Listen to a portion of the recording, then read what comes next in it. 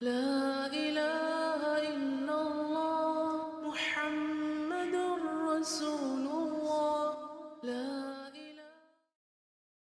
السلام علیکم ورحمۃ اللہ وبرکاتہ۔ وعلیکم السلام ورحمۃ اللہ وبرکاتہ۔ کیا حال ہے سب کا؟ الحمد للہ، نحمدہ ونصلی علی رسولہ الکریم، اما بعد فاعوذ باللہ من الشیطان الرجیم، بسم اللہ الرحمن الرحیم، رب اشرح لی صدری ویسر لی امری واحلل عقدۃ من لسانی یفقہوا قولی۔ کوئی بھی عمل جو ہم اچھی نیت کے ساتھ شروع کرتے ہیں اس کا پھل بھی اچھا ہوتا ہے، کیونکہ جیسا بیج ڈالا جاتا ہے ویسا ہی پھل نکلتا ہے۔ قرآن مجید کو پڑھنے کے پیچھے بھی ہماری نیت اچھی ہونی چاہیے، اور ایک وقت میں صرف ایک نیت نہیں، کئی نیتیں ہو سکتی ہیں۔ تو سوال یہ پیدا ہوتا ہے کہ جب آپ قرآن پڑھ رہے ہو تو آپ کی نیت کیا ہونی چاہیے؟ نمبر 1، اللہ کی رضا۔ اللہ کا کلام اللہ سبحانہ وتعالیٰ کی خوشی کے لیے پڑھنا چاہیے۔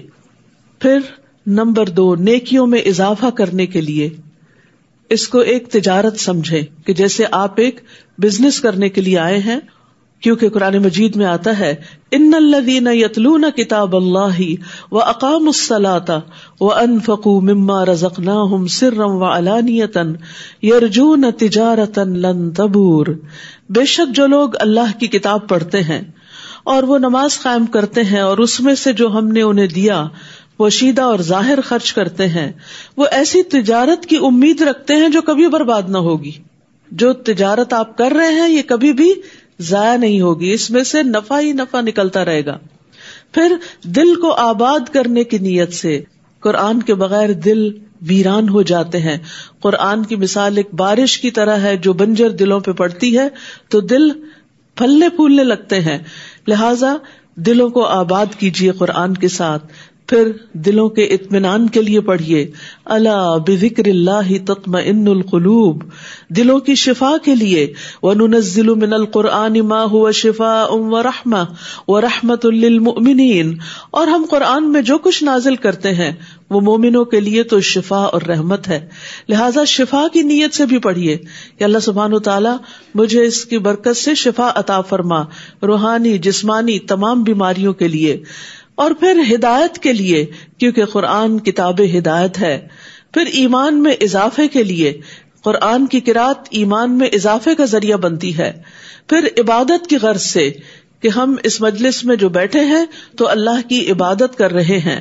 پھر جہنم سے نجات پانے کے لیے کہ اللہ تعالیٰ اس کے بدلے ہمیں جہنم کی آگ سے بچا لے۔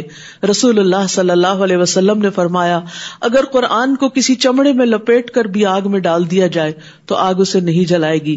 تو گویا جس دل میں قرآن ہوگا وہ آگ سے محفوظ ہو جائے گا انشاءاللہ۔ پھر اسی طرح قرآن کو قیامت کے دن سفارش کی نیت سے پڑھنا چاہیے۔ امید رکھنی چاہیے کہ یہ قیامت کے دن ہمارے لیے سفارش کرنے والا ہوگا۔ پھر زندگی کو بدلنے اور بہتر راستے پر چلنے کی غرض سے اس کو پڑھنا چاہیے، اور پھر دنیا اور آخرت کے فائدے کے لیے، اور آخرت میں خاص طور پر جنت الفردوس حاصل کرنے کے لیے۔ ابن قیم کہتے ہیں کسی بھی بندے کے لیے قرآن کی قرأت، اس میں لمبا غور و فکر کرنے اور اپنی سوچ کو آیات کے معنی پر مرکوز کرنے سے بڑھ کر اس کی زندگی میں اور آخرت میں کوئی چیز اس سے زیادہ فائدہ مند اور اس کی نجات کو اس سے زیادہ قریب کرنے والی نہیں۔ یعنی قرآن کی قرأت، قرآن کا سمجھنا سب سے زیادہ فائدہ مند کام ہے۔ تو آئیے ہم دوسرے پارے کا آغاز کرتے ہیں۔ اعوذ باللہ من الشیطان الرجیم، بسم اللہ الرحمن الرحیم۔ سيقول السفهاء من الناس ما ولاهم عن قبلتهم التي كانوا عليها قل لله المشرق والمغرب يهدي من يشاء إلى صراط مستقيم۔ شروع کرتی ہوں اللہ کے نام سے جو بے انتہا مہربان نہایت رحم فرمانے والا ہے۔ لوگوں میں سے بے وقوف ضرور کہیں گے کہ ان مسلمانوں کو کس چیز نے ان کے اس قبلے سے پھیر دیا جس پر یہ تھے۔ کہہ دیجئے کہ مشرق اور مغرب اللہ ہی کا ہے، وہ جس کو چاہتا ہے سیدھے رستے کی طرف ہدایت دیتا ہے۔ رسول اللہ صلی اللہ علیہ وسلم ہجرت کر کے مدینہ پہنچے تو 16 یا 17 ماہ تک بیت المقدس کی طرف ہی منہ کر کے نماز پڑھتے رہے جو اہل کتاب کا قبلہ تھا۔ پھر آپ کو بیت اللہ کی طرف منہ کر کے نماز پڑھنے کا حکم ہوا۔ اس پر یہود، منافقین اور مشرکین سبھی نے اعتراضات شروع کر دیے کہ اگر وہ پہلا قبلہ درست تھا تو اسے بدلنے کی ضرورت کیا تھی، اور اگر یہ درست ہے تو اتنی دیر ادھر منہ کیوں رکھا؟ تو اللہ تعالیٰ نے اس کا جواب دیا کہ یہ لوگ بے وقوفی کی وجہ سے ایسی باتیں کہہ رہے ہیں۔ مشرق یا مغرب کی اپنی کوئی حیثیت نہیں کہ ان کی طرف منہ کرنا باعث ثواب ہو، بلکہ اصل چیز اللہ کے حکم کی فرما برداری ہے۔ قل للہ المشرق والمغرب، مشرق و مغرب کا مالک اللہ ہے، لہذا عبادت میں اصل چیز اللہ سبحانہ وتعالیٰ کی اطاعت ہے۔ تو عبادت ظاہری اور باطنی اقوال اور افعال میں اللہ کی اطاعت کے مطابق کام کرنا، یہ اصل عبادت ہے۔ اللہ سبحانہ وتعالیٰ حکم دے کہ مشرق کی طرف رخ کر لو تو ادھر کر لیں، وہ کہے کہ مغرب کی طرف منہ پھیر لو تو اس طرف منہ پھیر لیں، یہی اصل عبادت ہے۔ ایک بندہ مومن کو کبھی بھی یہ حق حاصل نہیں رہا کہ جو اپنا سر تسلیم خم کر دیتا ہے پھر وہ اللہ کے حکم پر، اللہ کے فیصلے پر اعتراض کرے۔ تو یہاں پر جو اللہ کے حکم پر، اللہ کے دین پر، اللہ کے فیصلوں پر اعتراض کرتا ہے اس کو بے وقوف کہا گیا ہے۔ یہاں سے ایک اور بات بھی سیکھنے کی ہے کہ اگر لوگ اللہ سبحانہ تعالیٰ کے فیصلوں پر اعتراض کرتے ہیں تو کیا آپ پر کبھی کوئی اعتراض نہیں کرے گا جب آپ 100% درست بھی ہوں؟ بہت دفعہ زندگی میں ایسا ہوتا ہے کہ آپ بالکل صحیح بات کہہ رہے ہوتے ہیں لیکن اس کے باوجود لوگ آپ پر آبجیکشن کر رہے ہوتے ہیں، لوگ آپ پر کمنٹ کر رہے ہوتے ہیں، لوگ آپ کو ٹیز کر رہے ہوتے ہیں، لوگ آپ کا مذاق اڑا رہے ہوتے ہیں، لوگ آپ کو مجنون کہہ رہے ہوتے ہیں۔ تو ایسے میں کیا کرنا چاہیے؟ ایسی باتوں کی طرف قطعاً کوئی توجہ نہیں دینی چاہیے، اور یہ دیکھنا چاہیے کہ کیا جو کام میں کر رہی ہوں، جو طرز عمل میں نے اختیار کیا ہے، یہ طرز عمل کیا بذات خود درست ہے؟ کیا یہ اللہ تعالیٰ کے حکم کے مطابق ہے، اس کی پسند کے مطابق ہے؟ اگر ہے تو خوشی کے ساتھ اس پر جم جائیے اور لوگوں کی باتوں کی قطعاً پرواہ نہ کیجیے، اس لیے کہ جو شخص اللہ کے حکم پر اعتراض کرتا ہے وہ ناسمجھ ہے۔ اور زندگی میں بہت دفعہ ایسا ہوتا ہے کہ لوگ آپ کے حالات پر، آپ کی ذات پر طرح طرح کے تبصرے کر رہے ہوتے ہیں۔ مثلاً اگر آپ کے بچے نہیں تو کہیں گے آپ کے بچے کیوں نہیں، اگر آپ کو جاب نہیں تو آپ کی جاب کیوں نہیں، اگر کوئی فوت ہو گیا ہے تو اس کو یہ بیماری کیوں ہو گئی تھی، وغیرہ وغیرہ۔ اور بعض کمنٹس اتنے ہرٹ فل ہوتے ہیں کہ انسان کا دل چاہتا ہے کہ رو دے، لیکن اس وقت رونے کی بجائے جسٹ اگنور، اس لیے کہ یہ ناسمجھ ہے، ان کو پتہ ہی نہیں، یہ جانتے ہی نہیں۔ ہمیں اپنی زندگی پر خود مطمئن ہونا چاہیے۔ اگر ہم خود کوئی غلط کام نہیں کر رہے تو پھر ہمیں پشیمان نہیں ہونا چاہیے اور اپنا کام کرتے چلے جانا چاہیے، کیونکہ اسی میں کامیابی ہے کہ انسان صحیح ڈائریکشن اختیار کرے اور اس کی طرف زندگی بھر چلتا رہے، چاہے قدم بقدم چلے یا دوڑ لگا دے، کیونکہ اصل چیز ہے اللہ کی رضا کو پانا۔ تو جو شخص لوگوں کی باتوں سے بے نیاز ہو کر نیکی کا کام کرتا ہے وہی نیکی کے کام پر استقامت اختیار کرتا ہے۔ تو عقل مند وہی ہے جو رب کے احکامات کو تسلیم کر لیتا ہے، اور جو رب کے احکامات قرآن کی کسی آیت پر یا نبی صلی اللہ علیہ وسلم کی احادیث پر اگر کوئی اعتراض کرتا ہے تو اصل میں وہ خود ناسمجھ ہے۔ تو کیا آپ ناسمجھ کی باتوں کو اہمیت دیں گے اللہ رب العزت کی بات کے مقابلے میں؟ ہرگز نہیں۔ آپ کی عقل مندی یہی ہے کہ اللہ کی بات پر استقامت اختیار کریں۔ پھر فرمایا وَكَذَلِكَ جَعَلْنَاكُمْ أُمَّةً وَسَطًا، اور اسی طرح ہم نے تمہیں امت وسط بنا دیا۔ وسط کا ایک معنی بہتر بھی ہوتا ہے، ایک بہترین امت بنایا تاکہ تم لوگوں پر گواہ ہو جاؤ اور رسول تم پر گواہ ہوں، یعنی جو تمہارے پاس علم ہے اس کی بنا پر تم باقی تمام لوگوں کے معاملات پر ایک ایسی نظر رکھو کہ کیا صحیح ہے اور کیا نہیں۔ اور قیامت کے دن بھی امت محمد صلی اللہ علیہ وسلم کی گواہی ہوگی. اور پہلے جس قبلے یعنی بیت المقدس پر آپ تھے اسے ہم نے اس لیے مقرر کیا تھا تاکہ ہم معلوم کریں کہ کون رسول کی پیروی کرتا ہے. یہ تو ایک ٹیسٹ تھا, یہ تو ایک امتحان تھا. اور کون اپنی ایڑیوں کے بل پھر جاتا ہے. جیسے زندگی میں حالات تبدیل ہوتے ہیں نا, یہ ایک امتحان ہوتا ہے. کبھی خوشحالی ہوتی ہے اور کبھی بدحالی ہوتی ہے, کبھی صحت ہوتی ہے اور کبھی بیماری ہوتی ہے, کبھی مشغولیت ہوتی ہے اور کبھی فراغت ہوتی ہے. یہ سب امتحان کے مختلف رنگ ہیں. مومن ہر ایک چیز کو ایک امتحان لیتا ہے کیونکہ اس کی ساری زندگی ہی ایک امتحان ہے. الذی خلق الموت والحیات لیبلوکم ایکم احسن عملا, کہ اس نے زندگی اور موت کو اس لیے بنایا کہ تمہیں آزما کر دیکھے کہ تم میں اچھے کام کون کرتا ہے, احسن عمل کون کرتا ہے. تو اصل ضرورت اس بات کی ہے کہ ہم احسن عمل کریں, چاہے موسم کوئی بھی ہو, حالات کیسے بھی ہوں. اور احسن عمل کی دو بڑی شرائط ہیں, نمبر 1 اخلاص اور نمبر 2 رسول صلی اللہ علیہ وسلم کی پیروی. تو یہاں پر یہی تو امتحان لیا گیا کہ رسول اللہ صلی اللہ علیہ وسلم کے پیچھے کون جاتا ہے, کہ آپ نے اپنے قبلے کا رخ پھیر لیا تو کون کون ہے جو بغیر کچھ سوال کیے, اعتراض کیے آپ کے پیچھے مڑتا چلا جا رہا ہے کہ آپ کو فالو کرنا ہے, آپ کا اتباع کرنا ہے. اور کون اپنی ایڑیوں کے بل پھر جاتا ہے کہ بھلا یہ کیا ہوا, کس کے ذہن میں سوال اٹھے اور سوال اعتراض بنے اور اعتراض مخالفت بنی اور وہ حق سے پھر گیا. تو اس لیے یہ ایک بہت بڑا امتحان ہوتا ہے. اور بے شک یہ بات یعنی قبلے کی تبدیلی بہت بھاری ہے, یعنی انسان کے لیے چینج مینجمنٹ ایک بڑا مشکل کام ہوتا ہے. تبدیلی کسی بھی چیز میں جب ہوتی ہے تو انسان پہ گراں گزرتی ہے, چاہے کسی جگہ کو تبدیل کرنا ہو, چاہے کسی کام کو تبدیل کرنا ہو, ایک جاب سے دوسری جاب. کیونکہ انسان جب ایک ہی کام روز کرتا رہتا ہے, بار بار کرتا رہتا ہے, تو ایک کمفرٹ زون میں آ جاتا ہے اور اس میں اس کو سہولت ہو جاتی ہے, وہ آٹو پہ آ جاتا ہے. لیکن جب اس کو وقت میں تبدیلی کرنی پڑے یا حالات میں, تو پھر اس کو مشکل پیش آتی ہے. لیکن اصل عبادت کی روح تو یہی ہے کہ جب تبدیلی کے لیے کہا جائے تو تبدیل ہو جاؤ. تو یہ قبلے کی تبدیلی بہت بھاری ہے, سوائے ان لوگوں کے جنہیں اللہ نے ہدایت بخشی. اور اللہ ایسا نہیں کہ تمہارے ایمان کو ضائع کر دے. یہاں ایمان سے مراد نماز ہے. نماز کو ایمان کہا گیا کیونکہ لوگوں کے دل میں یہ خیال پیدا ہوا تھا کہ جو نمازیں ہم نے دوسرے قبلے کی طرف رخ کر کے پڑھی تھی وہ ضائع تو نہیں ہو گئی. تو انہیں بتایا گیا کہ نہیں, اللہ تعالیٰ نے تمہاری پچھلی عبادات کو قبول کر لیا کیونکہ وہ بھی تم نے اللہ کے حکم کے مطابق ہی کی تھی. بے شک اللہ تو لوگوں پر بہت شفقت کرنے والا, نہایت رحم کرنے والا ہے.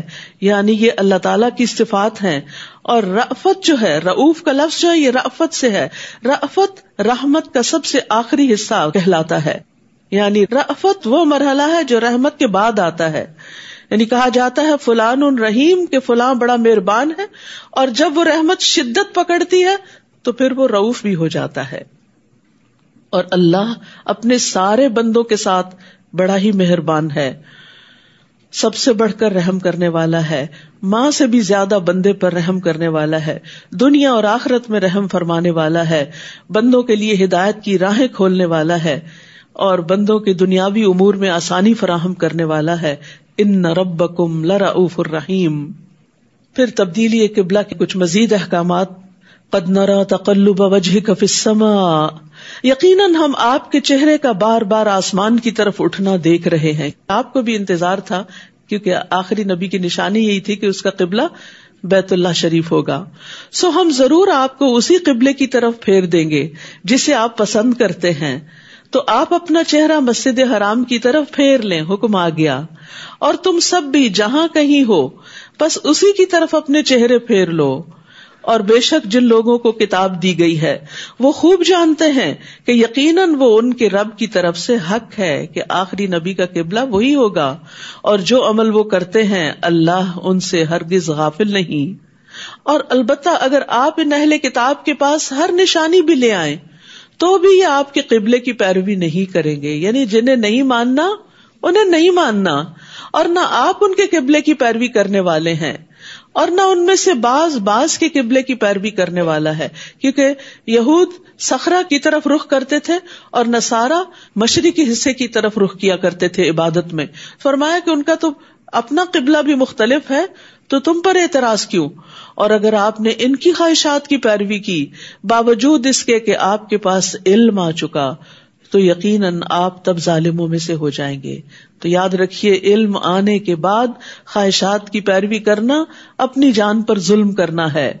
الذین آتیناہم الکتاب یعرفونہ کما یعرفون ابناءہم، جن لوگوں کو ہم نے کتاب دی ہے وہ اس رسول کو اس طرح پہچانتے ہیں جس طرح اپنے بیٹوں کو پہچانتے ہیں، اور بیٹے کو کوئی پہچاننے میں مشکل نہیں پاتا. اور بے شک ایک فریق ان میں سے لازماً حق کو چھپاتا ہے حالانکہ وہ جانتے ہیں. علم آنے کے بعد حق کو چھپانا یہ بہت بڑا ظلم ہے. رسول اللہ صلی اللہ علیہ وسلم نے فرمایا جس شخص سے علم کی کوئی بات پوچھی جائے اور وہ اسے چھپا دے تو قیامت کے دن اس کے منہ میں آگ کی لگام میں سے ایک لگام لگائی جائے گی. الحق من ربک فلا تکونن من الممترین، یہ حق آپ کے رب کی طرف سے ہے تو آپ ہرگز شک کرنے والوں میں سے نہ ہوں. وَلِكُلٍّ وِجْهَةٌ هُوَ مُوَلِّيهَا فَاسْتَبِقُوا الْخَيْرَاتِ، اور ہر ایک کے لیے ایک سمت مقرر ہے جدھر وہ رخ کرتا ہے. یعنی ہر انسان کی زندگی کا ایک سینٹر آف لائف ہے جس کی طرف وہ پلٹ پلٹ کر جاتا ہے. تمہارا سینٹر آف لائف کیا ہونا چاہیے؟ تمہاری کوشش اور تمہاری طلب اور تڑپ کس طرف ہونی چاہیے؟ فَاسْتَبِقُوا الْخَيْرَاتِ، تم خیرات، نیکیوں میں، خیر کے کاموں میں، بھلائی کے کاموں میں آگے بڑھو. ہم سب بھی سوچے کہ ہمارا سینٹر آف لائف کیا ہے. جب ہم فارغ ہوتے ہیں، جب ہم اپنی تھکاوٹ دور کرنا چاہتے ہیں، جب ہم ریلیکس ہونا چاہتے ہیں، جب ہم خوش ہونا چاہتے ہیں تو کس طرف رجوع کرتے ہیں؟ کیا اٹھاتے ہیں؟ Cell phone, screen. اب ہم فارغ ہوئے، اب ہم ذرا مزہ کرتے ہیں، اور کبھی ادھر گھومتے پھرتے ہیں، کبھی ادھر سیر کرتے ہیں. پہلے سیر کرنے کے لیے باہر نکلنا پڑتا تھا، اب یہ کہ بیٹھے بیٹھے ہی سیر ہو جاتی، لیٹے لیٹے ہی سیر ہو جاتی. تو ہم سب کو یہ دیکھنا چاہیے کہ جب ہم فارغ ہوتے ہیں، جب ہم انجوائے کرنا چاہتے ہیں تو ہماری زندگی میں وہ کون سی چیز ہے کہ جو ہمیں واقعی خوشی بخشتی ہے، راحت بخشتی؟ کیا وہ اللہ کا ذکر ہے؟ کیا وہ اللہ کا کلام قرآن ہے؟ کیا وہ کوئی ذکر کی مجلس ہے؟ کیا وہ کوئی نیک صالح صحبت ہے؟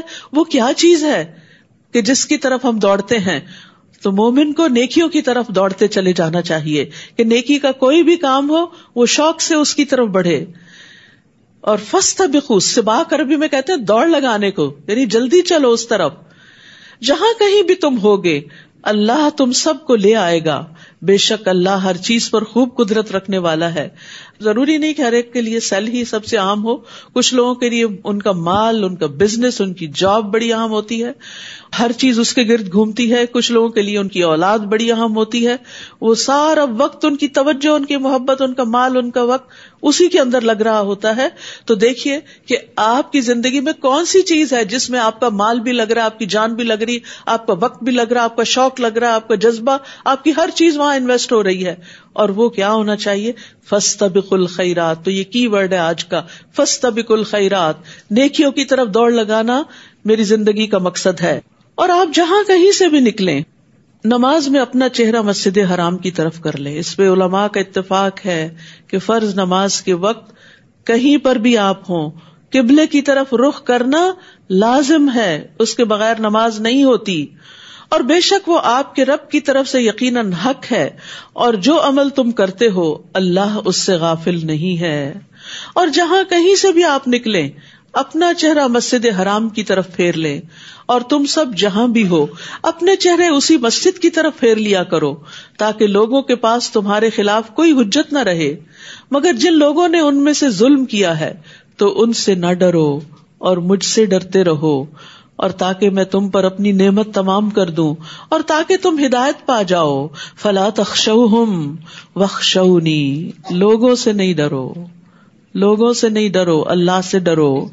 اور جو اللہ سے ڈرے گا پھر وہ اللہ کی طرف راغب ہوگا، اور جو اللہ کی طرف راغب ہوگا وہ اس کے احکامات کی پابندی کرے گا، اور پھر اللہ اس پر اپنی نعمت تمام کرے گا. اللہ اس کو اپنی طرف آنے کا راستہ، ہدایت کا راستہ دکھا دے گا.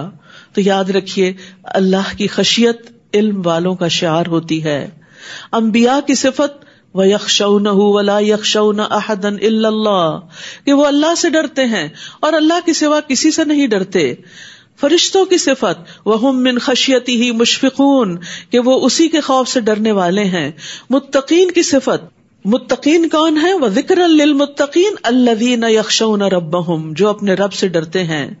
تو ایمان والوں کو لوگوں سے ڈرنے کی بجائے اللہ سے ڈرنا چاہیے، اور دین کے معاملے میں اللہ پر بھروسہ کرنا چاہیے اور اللہ کی اطاعت کرتے رہنا چاہیے. نماز کا وقت آ گیا، لوگوں سے نہ ڈرے، جہاں کہیں وقت آئے وہاں پر پڑھ لیں، چاہے آپ کسی پبلک پلیس میں ہو یا کسی پارٹی میں ہو یا کسی گیدرنگ میں ہو. اللہ کی طرف سے پکار آئے تو فوراً لبیک کہیں. حجاب کی بات ہو، حلال کمانے کی بات ہو، کوئی بھی چیز ہو، حق بیان کرنے کی بات ہو، اللہ سبحانہ تعالیٰ کی طرف ہی رجوع کریں، کیونکہ اللہ کا ڈر نجات کا ذریعہ ہے. رسول اللہ صلی اللہ علیہ وسلم نے فرمایا 3 چیزیں نجات دینے والی ہیں، جن میں سے ایک چھپے اور ظاہر میں اللہ کی خشیت، یعنی سب کے سامنے بھی اور تنہائی میں بھی. حدیث میں آتا ہے وہ آدمی آگ میں داخل نہ ہوگا جو اللہ کے ڈر سے رویا یہاں تک کہ دودھ تھن میں واپس چلا جائے، یعنی لازمن آگ سے بچ جائے گا انشاءاللہ. پھر فرمایا کما ارسلنا فیکم رسولا منکم یتلو علیکم آیاتنا ویزکیکم ویعلمکم الکتاب والحکمہ ویعلمکم ما لم تکونوا تعلمون. اور جس طرح ہم نے تمہارے اندر تم ہی میں سے ایک رسول بھیجا ہے جو تم پر ہماری آیات کی تلاوت کرتا ہے اور تمہارا تزکیہ کرتا ہے اور تمہیں کتاب و حکمت کی تعلیم دیتا ہے اور تمہیں وہ کچھ سکھاتا ہے جو تم نہیں جانتے تھے. تو اللہ سبحانہ وتعالیٰ نے مومنوں کی ہدایت کے لیے ان کے اندر ایک رول ماڈل بھیجا، ایک رسول بھیجا جو 4 کام کرتا ہے: آیات کی تلاوت، تزکیہ، کتاب و حکمت کی تعلیم. لہذا آپ کے امتی ہونے کی حیثیت سے یہی ہمارا مشن بھی ہونا چاہیے کہ ہم اللہ کی کتاب کو پڑھیں بھی، پڑھائیں بھی، اللہ کے رسول صلی اللہ علیہ وسلم کی حکمت کے ساتھ بھی بہترین معاملہ کریں. اور پھر ان سب چیزوں کے پڑھنے پڑھانے کا مقصد کیا ہو؟ یعنی تلاوت برائے تلاوت نہ ہو، تعلیم برائے تعلیم نہ ہو، بلکہ مقصود آؤٹ کم تزکیہ ہو کہ انسان ظاہر اور باطن میں سنور جائے. تزکیہ سنوارنے کے عمل کو کہتے ہیں کہ انسان پہلے سے زیادہ مینر فل ہو جائے، اس کے اندر بہترین اخلاق آ جائے، اس کا کردار چمک اٹھے، وہ ایک بہترین انسان بن جائے جو لوگوں کے لیے خیر کا باعث ہو. فاذکرونی اذکرکم واشکروا لی ولا تکفرون. بس تم میرا ذکر کرو، میں تمہارا ذکر کروں گا، تم مجھے یاد رکھو، میں تمہیں یاد رکھوں گا، اور تم میرا شکر ادا کرو اور میری ناشکری نہ کرو. ایمان والوں کو کیا حکم ہے؟ واذکروا اللہ کثیرا لعلکم تفلحون. اور اللہ کو کثرت سے یاد کرو تاکہ تم فلاح پاؤ، کامیاب ہو جاؤ. یاد رکھیے اللہ کا ذکر جو ہے وہ ہر چیز سے بہتر چیز ہے. بہترین عمل یہ ہے کہ انسان جب دنیا سے رخصت ہو تو اس کی زبان پر اللہ ہی کا ذکر ہو.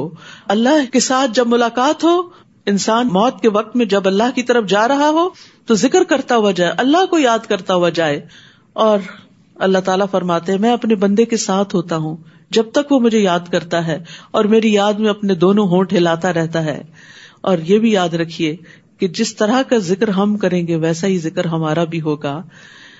ذکر سے انسان کا ایمان بھی بڑھتا ہے، اللہ کا قرب بھی بڑھتا ہے، اللہ کی محبت بھی بڑھتی ہے، اللہ کی خشیت بھی بڑھتی ہے. بے شمار فائدے ہیں اس کے. اور اس کی بہترین شکل نماز ہے. یا ایھا الذین آمنوا، اے لوگو جو ایمان لائے ہو، استعینوا بالصبر والصلاۃ، صبر اور نماز کے ساتھ مدد طلب کرو. ان اللہ مع الصابرین، بے شک اللہ صبر کرنے والوں کے ساتھ ہے. ذکر اور شکر کے بعد یہاں پر صبر کا ذکر آیا ہے. جس انسان کی زندگی میں یہ 3 چیزیں شامل ہو جائیں وہ خوشحال ترین انسان ہے. ذکر، شکر، صبر. ذکر اللہ کی یاد، شکر اللہ کی نعمتوں پر محبت کا رویہ، بہترین عملی رویہ، اور مشکلات آنے پر صبر کا رویہ. اور ان سب چیزوں میں مددگار ہوتی ہے نماز. ان اللہ مع الصابرین، بے شک اللہ صبر کرنے والوں کے ساتھ ہے. ایسے لوگوں کو اللہ کی مدد حاصل ہوگی. وَلَا تَقُولُوا لِمَن يُقْتَلُ فِي سَبِيلِ اللَّهِ أَمْوَاتٌ بَلْ أَحْيَاءٌ وَلَٰكِن لَّا تَشْعُرُونَ. سب سے زیادہ صبر انسان موت کے صدمے پر کرتا ہے، اور کرنا چاہیے، کیونکہ موت کے بعد پھر کچھ واپس نہیں آتا.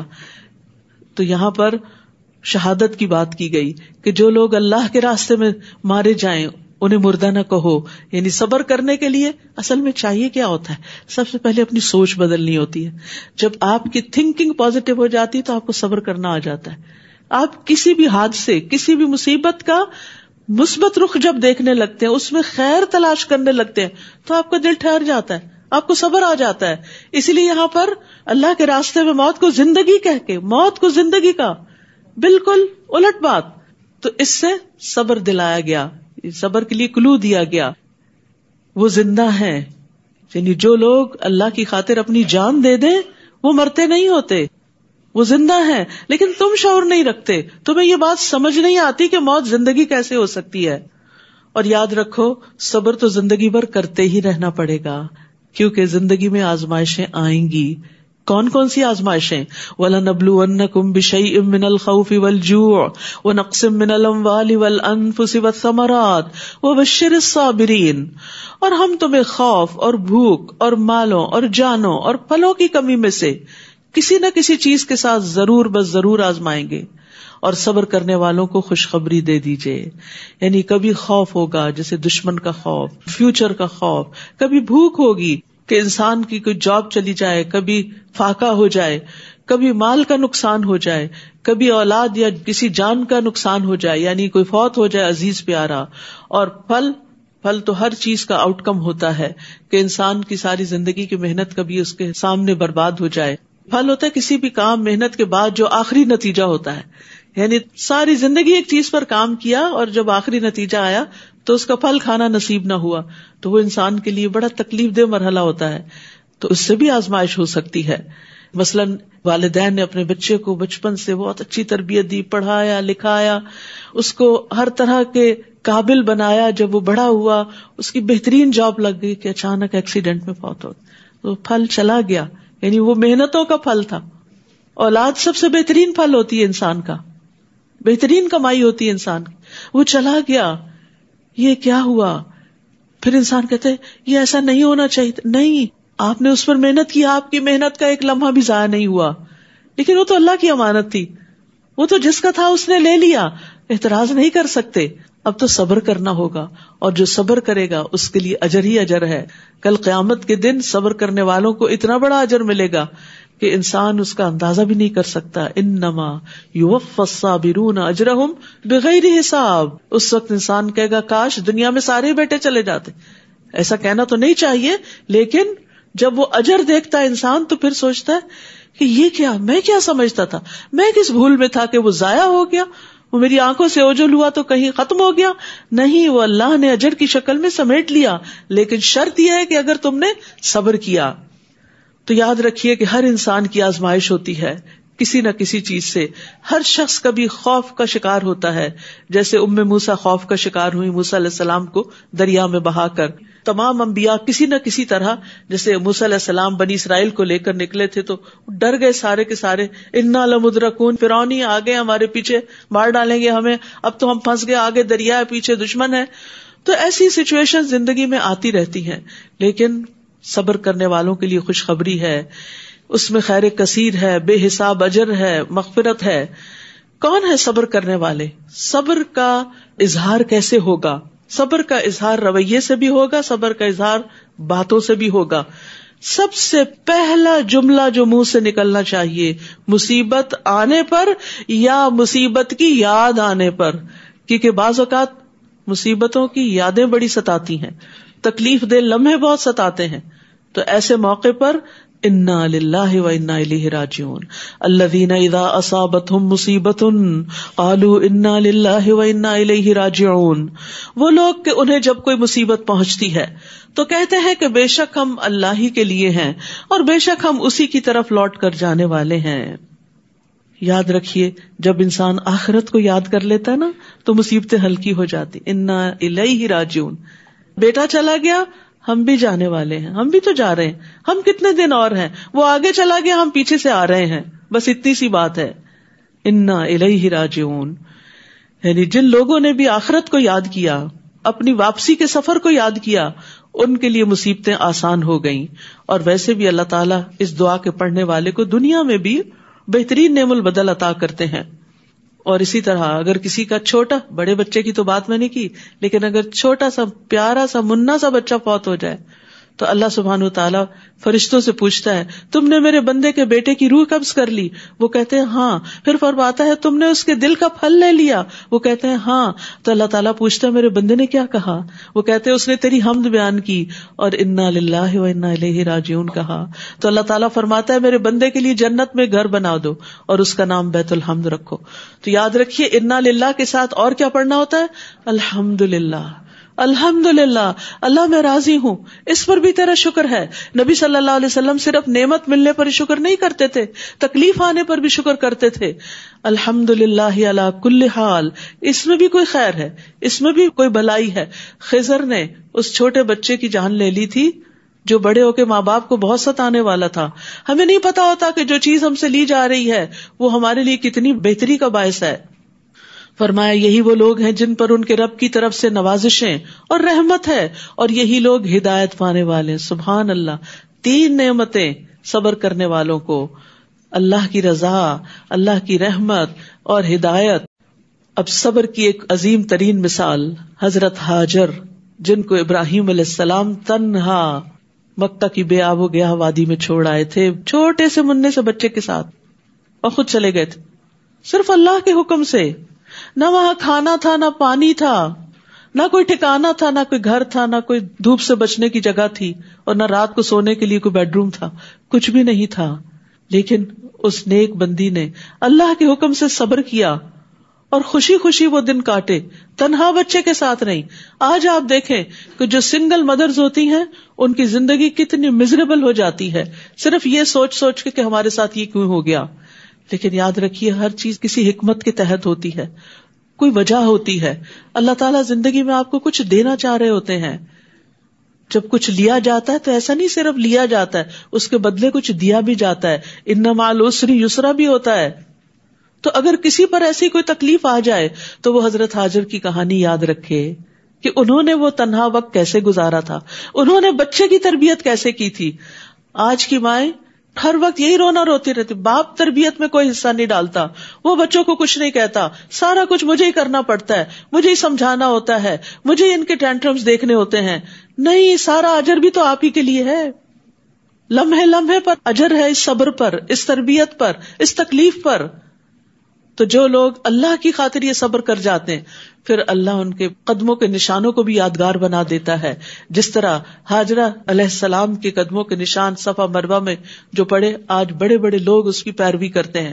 فرمایا بے شک صفا اور مروہ اللہ کی نشانیوں میں سے ہیں، تو جو کوئی بیت اللہ کا حج یا عمرہ کرے اس پر کچھ گناہ نہیں کہ ان دونوں کا طواف کرے، اور جو کوئی خوشی سے نیکی کرے تو بے شک اللہ قدردان ہے، خوب علم رکھنے والا ہے.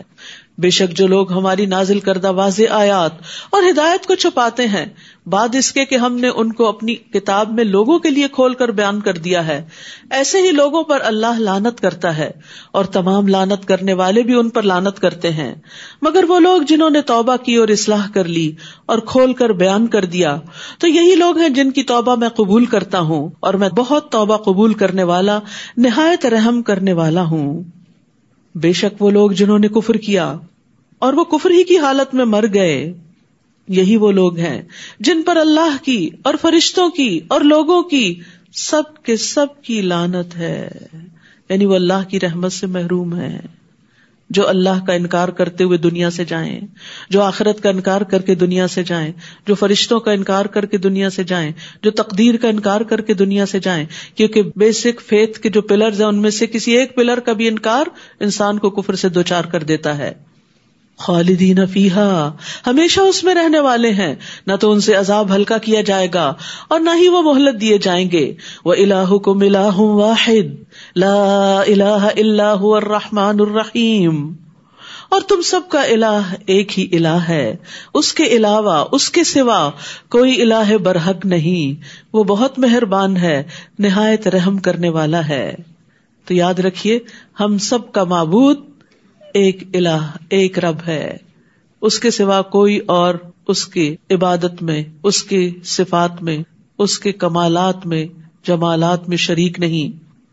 اور اس کی دلیل کیا ہے؟ کائنات کی تخلیق. کائنات کی نشانیوں پہ غور کرو. ان فی خلق السماوات والارض، یہ سب کچھ نہ تھا، یہ جس نے بنایا وہی عبادت کے لائق ہے.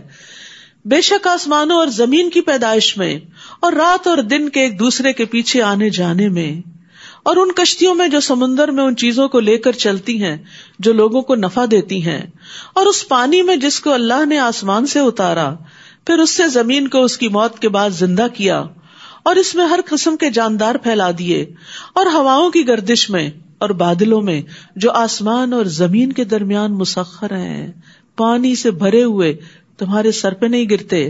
البتہ ان سب میں بہت سی نشانیاں ہیں ان لوگوں کے لیے جو عقل رکھتے ہیں. یعنی اگر کسی تک پیغمبر کی کوئی تعلیم نہ پہنچے، قرآن نہ بھی پہنچے، حدیث نہ بھی پہنچے، کوئی داعی، کوئی دعویٰ دینے والا نہ بھی پہنچے، تو یہ ساری نشانیاں دعوت دے رہی ہیں کہ ان سب کا بنانے والا جو ہے وہی عبادت کے لائق ہے.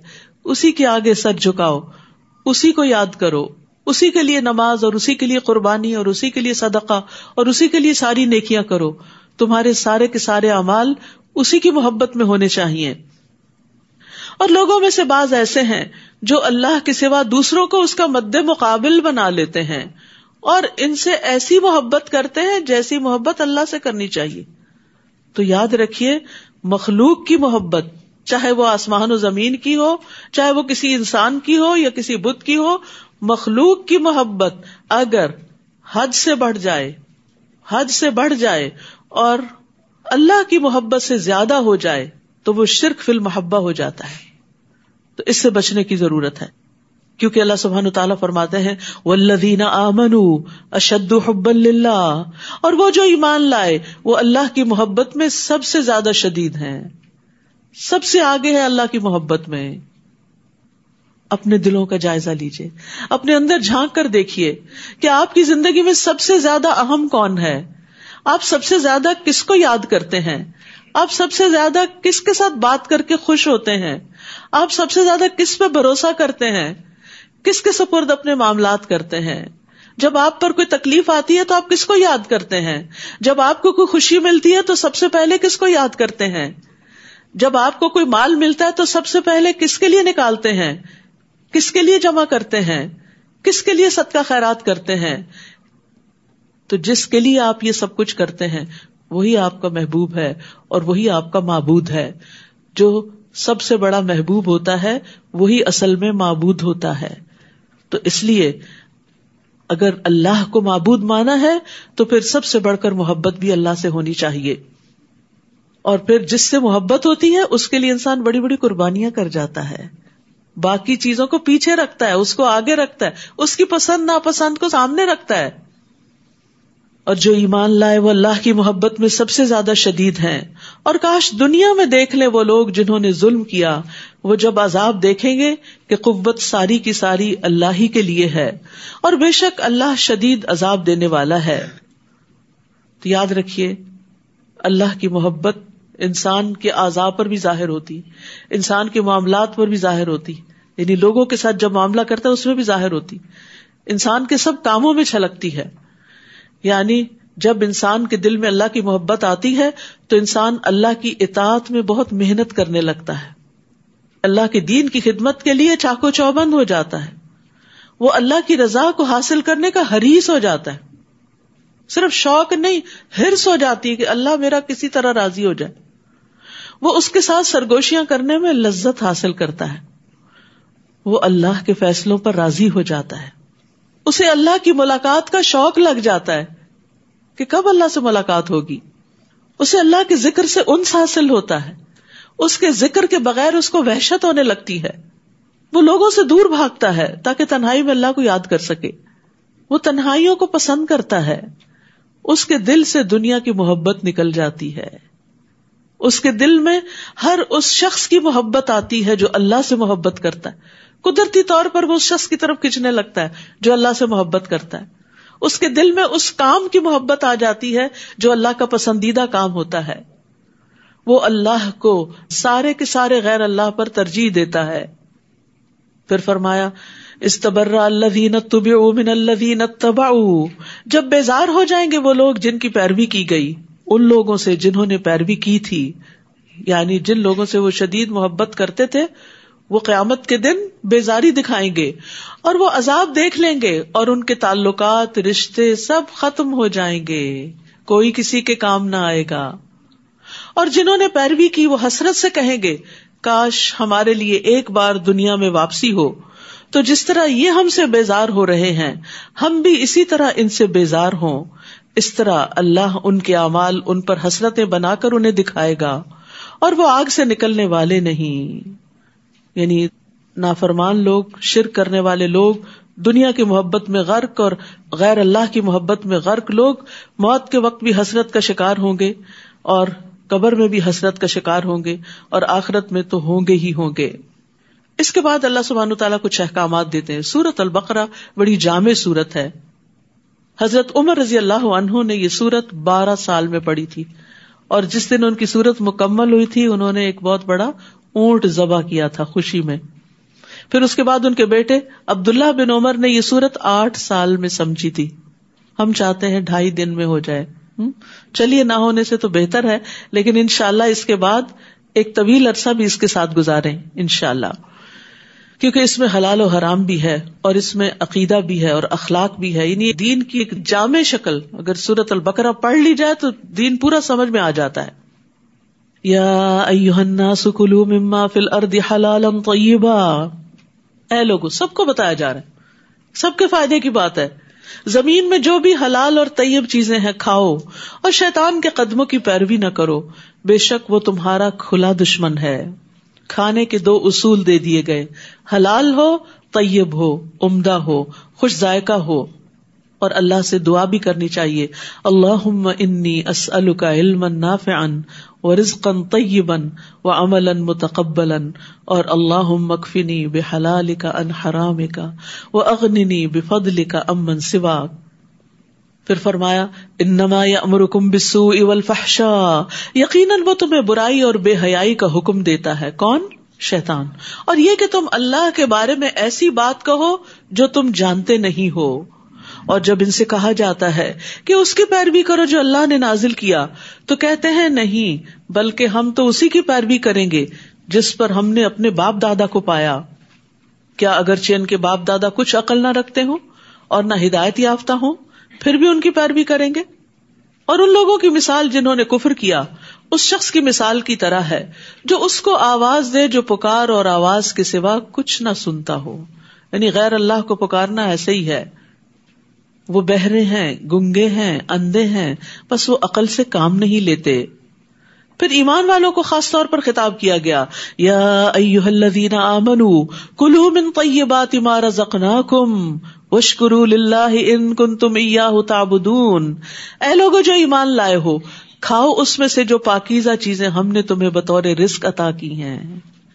پاکیزہ چیزیں کھاؤ، گلی سڑی نہیں کھاؤ، اور اللہ کا شکر ادا کرو۔ کھانا منع نہیں، کھانے کے بعد شکر ادا کرنا ضروری ہے۔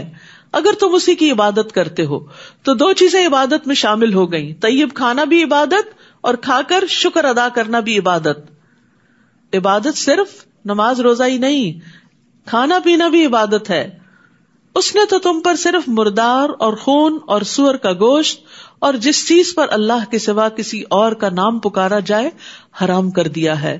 پھر جو کوئی مجبور کر دیا جائے، نہ چاہنے والا ہو اور نہ حد سے بڑھنے والا، یعنی مجبوری میں اگر کسی کو حرام کھانا پڑا تو وہ حرام کی چاہت رکھنے والا نہ ہو اور نہ ضرورت سے زائد کھائے، تو اس پر کوئی گناہ نہیں۔ بے شک اللہ بہت بخشنے والا، نہایت رحم کرنے والا ہے۔ بے شک جو لوگ اس چیز کو چھپاتے ہیں جو اللہ نے کتاب میں نازل کی ہے اور اس کے بدلے تھوڑی سی قیمت حاصل کر لیتے ہیں، یہ لوگ اپنے پیٹوں میں محض آگ بھرتے ہیں۔ ایسے لوگوں سے اللہ قیامت کے دن کلام نہ کرے گا، نہ ان کو گناہوں سے پاک کرے گا، اور ان کے لیے دردناک عذاب ہے۔ یہی وہ لوگ ہیں جنہوں نے ہدایت کے بدلے گمراہی اور مغفرت کے بدلے عذاب خریدا، بس کتنا صبر ہے ان کا آگ پر۔ یہ اس لیے کہ بے شک اللہ نے کتاب حق کے ساتھ نازل فرمائی، اور یقیناً جن لوگوں نے اس کتاب میں اختلاف کیا البتہ وہ ضد میں حق سے دور جا پڑے ہیں۔ پھر فرمایا لیس البر ان تولوا وجوہکم قبل المشرق والمغرب. نیکی کا ایک جامع تصور دے دیا گیا ہے اس آیت میں، اسی لیے اس آیت کو آیت البر کہا جاتا ہے. یعنی اگر آپ جاننا چاہتے ہیں کہ نیکی کے کون کون سے کام ہیں تو اس آیت کو پڑھ لیجئے.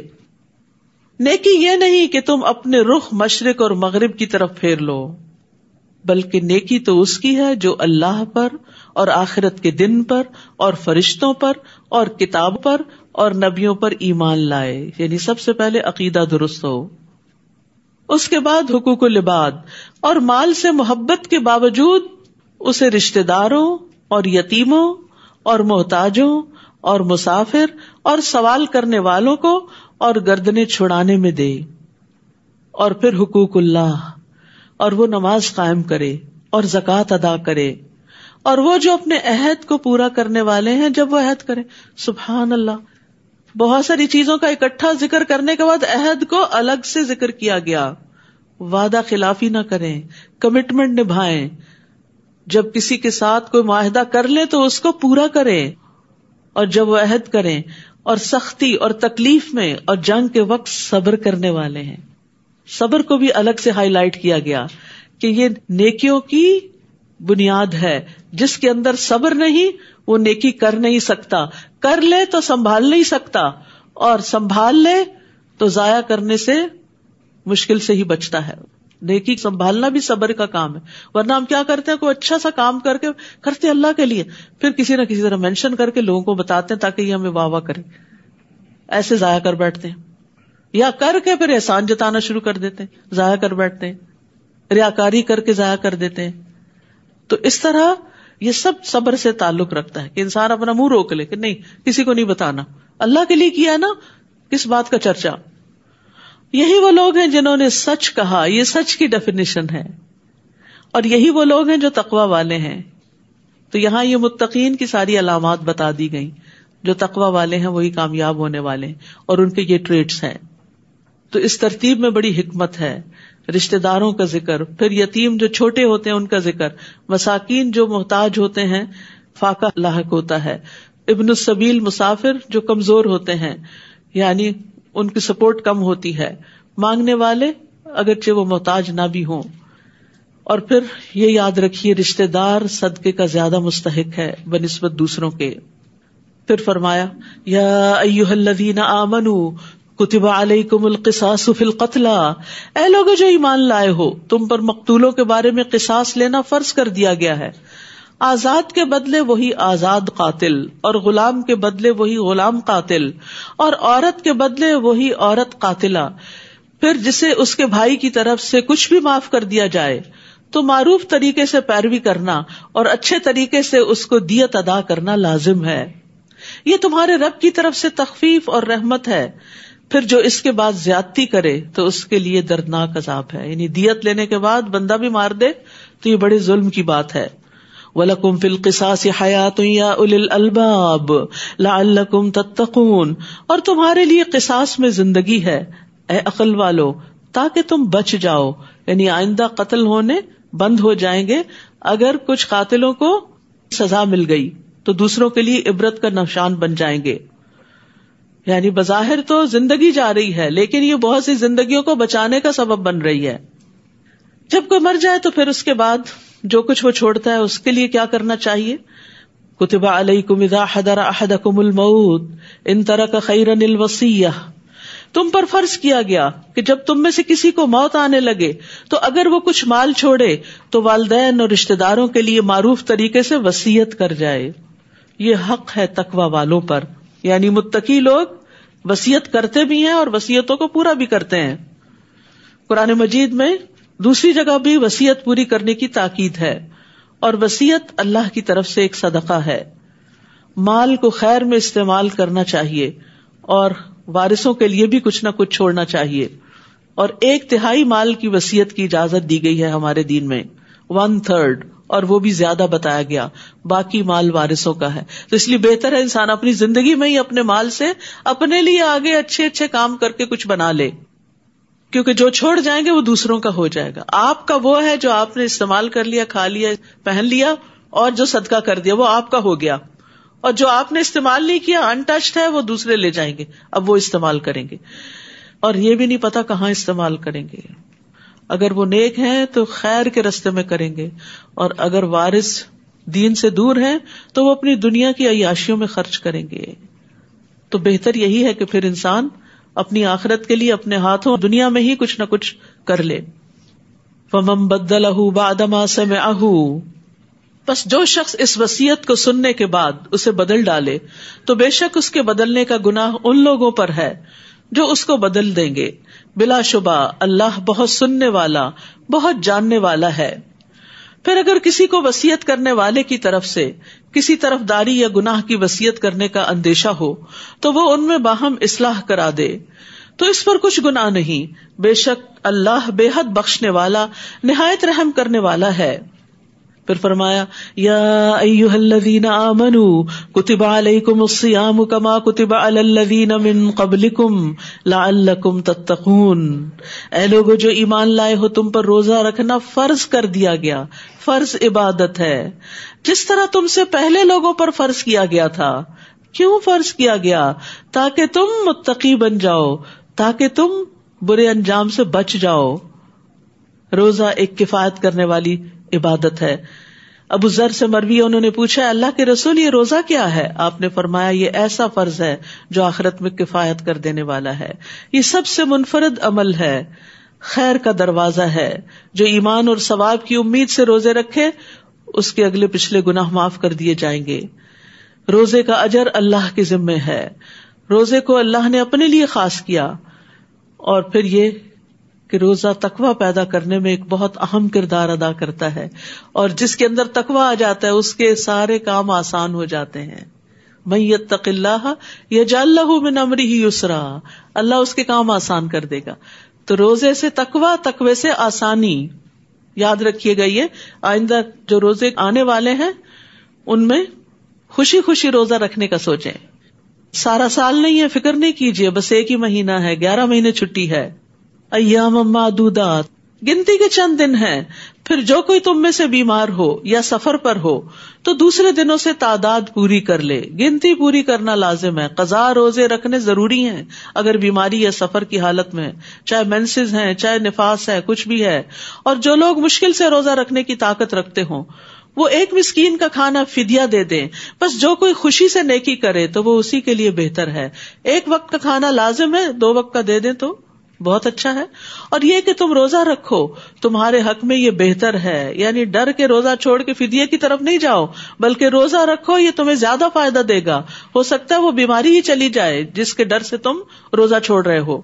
اگر تم علم رکھتے ہو تو انسان بہت سے غلط کام کر جاتا ہے لا علمی سے. تو اللہ نے جب علم دے دیا تو پھر اللہ کے حکم پر عمل کرو گے تو فائدے ہی فائدے ہوں گے. شہر رمضان الذی انزل فیہ القرآن، رمضان کا مہینہ وہ ہے جس میں قرآن نازل کیا گیا. رمضان کی امپورٹنس قرآن کی وجہ سے ہے. تو پھر قرآن کی فضیلت کیا ہوگی، خود قرآن کی برکت کیا ہوگی، اور اس سے ملنے والی رحمتیں کیا ہوں گی کہ جس کی وجہ سے اللہ نے ایک مہینے کو اتنی امپورٹنس دی، اس رات کو جو لیلۃ القدر ہے اتنی زیادہ اہمیت دی. ہدایت ہے لوگوں کے لیے اور روشن دلائل ہے ہدایت اور حق کو باطل میں فرق کرنے کے لیے. تو جو کوئی تم میں سے اس مہینے کو پائے اسے چاہیے کہ اس کے روزے رکھے، اور جو بیمار یا سفر میں ہو تو دوسرے دنوں سے تعداد پوری کر لے. اللہ تمہارے لیے آسانی چاہتا ہے اور وہ تمہارے لیے تنگی کا ارادہ نہیں رکھتا. اور تاکہ تم تعداد پوری کرو، یعنی رمضان میں روزے نہیں رکھ سکتے، بڑی مشکل ہو گئی، کوئی بات نہیں، چھوڑ دو، بعد میں رکھ لینا، یہ ہے آسانی. لیکن گنتی پوری کرنا، ڈنڈی نہیں مارنا. اور تاکہ تم اس پر اللہ کی بڑائی بیان کرو کہ سبحان اللہ، ہمارا رب کتنا عظیم ہے جس نے ہمیں یہ سہولتیں دے رکھی ہیں. اور اس بات پر اللہ کی بڑائی بیان کرو کہ اس نے تمہیں ہدایت بخشی، اور تاکہ تم شکر ادا کرو. تو روزہ رکھنے کا ایک مقصد تقوی کے علاوہ شکر بھی ہے. رمضان میں ایک اور خاص کام دعا کرنا، لیکن یہ صرف رمضان کے ساتھ خاص نہیں، عام دنوں میں بھی دعا کرنی چاہیے. وَإِذَا سَأَلَكَ عِبَادِي عَنِّي فَإِنِّي قَرِيبٌ أُجِيبُ دَعْوَةَ الدَّاعِ إِذَا دَعَانِ فَلْيَسْتَجِيبُوا لِي وَلْيُؤْمِنُوا بِي لَعَلَّهُمْ يَرْشُدُونَ. اور جب میرے بندے آپ سے میرے بارے میں سوال کریں، اللہ کے بارے میں سوال کریں، کہاں ہے ہمارا رب، قریب ہے کہ دور ہے، کہہ دیجئے بے شک میں قریب ہوں، میں پکارنے والے کی پکار کا جواب دیتا ہوں. سبحان اللہ. جب آپ یا اللہ کہتے ہیں تو اللہ تعالیٰ جواب دیتے ہیں، اللہ تعالیٰ پکار سنتے ہیں، وہ دعا قبول کرتے ہیں. میں پکارنے والے کی پکار کا جواب دیتا ہوں جب بھی وہ مجھے پکارے، جب بھی، جہاں، دیر اینڈ دین، دن ہو، رات ہو، صبح اور شام ہو، اٹھتے بیٹھتے لیٹتے چلتے پھرتے دوڑتے بھاگتے سفر کرتے گھر میں ہوتے ہوئے، رات کو آدھی رات پہ آنکھ کھل جائے، کسی بھی وقت جب بھی پکارو گے رب تمہاری پکار سنے گا. لیکن جواب کے لیے انہیں چاہیے کہ وہ بھی میرا حکم مانے. فَلْيَسْتَجِيبُوا لِي. کوئی بھی ریلیشن شپ دو طرفہ ہوتا ہے. اگر آپ چاہتے ہیں کہ آپ کی بات سنی جائے تو آپ کو بھی بات سننی چاہیے. گھر میں بھی آپ دیکھیں کہ صرف آپ ہی بچوں کی مانتے جائیں اور وہ آپ کی کبھی نہ مانے، یا آپ ہی شوہر کی مانتے جائیں اور وہ آپ کی کبھی نہ مانے. سب کو یاد رکھنا چاہیے ہیلدی ریلیشن شپ چاہے بندوں کے ساتھ ہو یا اللہ سبحانہ وتعالیٰ کے ساتھ، دو طرفہ ریلیشن ہوتا ہے. کسی کو بھی فار گرانٹیڈ نہ لیں کہ وہ اگر آپ کے ساتھ احسان کرتا ہے، آپ کے ساتھ بھلا کرتا ہے تو بس وہ تو اس کو کرنا ہی چاہیے، وہ تو ماں باپ ہیں ان کو کرنا ہی چاہیے. جواباً آپ کو بھی کرنا چاہیے. وہ تو میری بہن ہے، مجھ سے زیادہ امیر ہے، اس کو تو مجھ پہ خرچ کرتے ہی رہنا چاہیے. ہاں کبھی آپ کو بھی اس پہ کچھ خرچ کرنا چاہیے. تو کسی بھی انسان کو، چھوٹا ہو بڑا ہو اپنا ہو پرایا ہو، فار گرانٹیڈ نہ لیں، کسی مطلب سے نہ لیں، خود غرضی اختیار نہ کریں. کوئی اسمائل کرتا ہے تو جواباً اسمائل دیں، کوئی سلام کرتا ہے تو جواب میں سلام کا جواب دیں. کوئی آپ کو اچھا مشورہ دیتا ہے آپ شکریہ ادا کریں اس کا. کوئی آپ کے کسی کام آتا ہے آپ اس کے لیے دعا کریں. یعنی صرف لینے والے نہ بنے، دینے والے بنے. اور جب کوئی احسان کرے اس کا بدلہ تو دیں ہی کسی بھی شکل میں، چاہے دعا ہی کی شکل میں. لیکن اللہ سبحانہ تعالیٰ کے ساتھ بھی ایسا ہی کہ جب اللہ کا حکم آ جائے تو اللہ تعالیٰ کا حکم مانے. ہم کہتے ہیں میری دعائیں قبول نہیں ہوتی. کیوں؟ آپ کتنی بات مانتے ہیں اللہ کی؟ اپنے گناہوں پر بھی ذرا نظر کر لیں، کیونکہ جو گناہ ہوتے ہیں نا وہ بندے اور اللہ کے بیچ میں دیوار بن جاتے ہیں، رکاوٹ بن جاتے ہیں. بندے کا دل اللہ کی طرح مائل نہیں ہوتا اور پھر بعضوں کا دعائیں بھی قبول نہیں ہوتی. اللہ سبحانہ وتعالیٰ کیا چاہتا ہے؟ یہ بندہ کچھ عرصہ اور ذرا مشکل میں رہے تاکہ یہ اس گناہ کو چھوڑے، ریئلائز کرے اور پھر اس کی دعا سنی جائے. تو اس لیے بہت ضروری ہے کہ ہم اگر چاہتے ہیں کہ ہم مستجاب الدعوات ہو جائیں تو پھر فَلْيَسْتَجِيبُوا لِي، اللہ کی بات مانیں اور اللہ کے احکامات کی پیروی کریں. فرمایا وَلْيُؤْمِنُوا بِي، اور مجھ پر ایمان رکھیں، اعتماد کریں. لَعَلَّهُمْ يَرْشُدُونَ، تاکہ وہ ہدایت پا جائیں. تو یاد رکھیے رمضان آ رہا ہے اور اس میں خوب خوب دعائیں کرنی ہیں، کیونکہ 3 آدمیوں کی دعا رد نہیں کی جاتی. ان میں سے ایک روزے دار کی، یہاں تک کہ وہ افطار کر لے. رمضان کے ہر دن اور رات دعا قبول ہوتی. دعاؤں کی لسٹ بنا لیں، اس وقت بھول جاتی. جب آپ بڑے خشوع میں بیٹھتے ہیں نا دعا کریں، کون سی کریں ذہن سے نکل جاتا ہے. آگے پیچھے آپ پریشان رہتے ہیں، دعا کے وقت وہ پریشانی بھول جاتی. تو جتنی زندگی میں پریشانیاں لکھ لیں، ایک تو ویسے ہی دل ہلکا ہو جائے گا، اور دوسرا یہ کہ ان میں سے ایک ایک کا ذکر کر کر کے اللہ سے دعا کرے. رسول اللہ صلی اللہ علیہ وسلم نے فرمایا بے شک رمضان کے ہر دن اور ہر رات اللہ تبارک و تعالیٰ کی طرف سے کچھ لوگوں کو جہنم سے خلاصی نصیب ہوتی. اللہ سبحانہ و تعالیٰ ہمیں بھی اس میں شامل کر لے. اور ہر دن اور رات میں مسلمان کی ایک دعا ایسی ضرور ہوتی ہے جو قبول ہو جائے. روزے سے متعلق کچھ مزید احکامات. روزے کی رات میں تمہارے لیے اپنی عورتوں کے پاس جانا حلال کر دیا گیا. وہ تمہارے لیے لباس ہیں، تم ان کے لیے لباس ہو. سبحان اللہ. شوہر بیوی کا رشتہ، ایک دوسرے کا لباس. لباس کس لیے پہنتے ہیں آپ؟ خوبصورت لگنے کے لیے. شادی کے بعد ایک عورت اور خوبصورت ہو جاتی ہے شوہر کے کمپینین شپ میں، اس کے ساتھ میں، لہٰذا اس لباس کو تار تار نہیں کرنا چاہیے، اسے داغدار نہیں کرنا چاہیے، اسے اتارنا نہیں چاہیے. لباس کو لباس سمجھ کر امپورٹنس دینی چاہیے. آپ اپنے لباس کا کیسے خیال رکھتے ہیں؟ ذرا سا بھی میلا ہو جائے تو آپ کو کتنی فکر ہوتی ہے. کیا اگر آپ کے شوہر کے اوپر کسی طرح کے کوئی گناہ یا کسی چیز کے اثرات آنے لگے آپ کو فکر ہوتی ہے؟ کبھی وہ دین سے دور ہونے لگے آپ کو فکر ہوتی ہے؟ لباس کے اندر کوئی داغ لگ جائے آپ دھونے کی کوشش کرتے ہیں, آپ وقتی طور پہ چھپا لیتے, اپنا پلو موڑ لیتے ہیں. اسی طرح ہسبینڈ اینڈ وائف ایک دوسرے کے عیب چھپاتے ہیں. وہ سرے عام سرے بازار اس کا اعلان نہیں کرتے, اس کی تشہیر نہیں کرتے, ہر ایک کے سامنے قصہ سنانے نہیں بیٹھ جاتے. ہمارے بہت سے مسائل اس لیے بڑھتے ہیں کہ وہ بیڈ روم سے باہر آ جاتے ہیں. وہ اپنی ماں کو بتا رہا ہے, وہ اپنی ماں کو بتا رہی ہے, وہ اپنے بہن بھائیوں کو سنا رہا ہے, یہ اپنے بہن بھائیوں کو سنا رہی ہے. تمہیں اللہ نے ایک دوسرے کے قریب ترین رکھا ہے, آپس میں ایک دوسرے کے ساتھ نمٹو. گندگی جتنی پھیلے اتنی سمیٹنی مشکل ہوتی ہے. آپ نے دیکھا ہوگا نا, کہیں پر تھوڑی سی بھی گرے تو آپ ادھر سے ہی اس کو صاف کر لیں, اسپنج کر لیں, دھو لیں, ڈٹرجنٹ لگا لیں, کلین کر لیں, چمکا لیں, ری پینٹ کر دیں, بات ختم. لیکن اگر آپ اس کو پھیلا دیں گے تو پھر کیا ہوگا؟ پھر تو چیزیں آؤٹ آف کنٹرول ہو جائیں گی.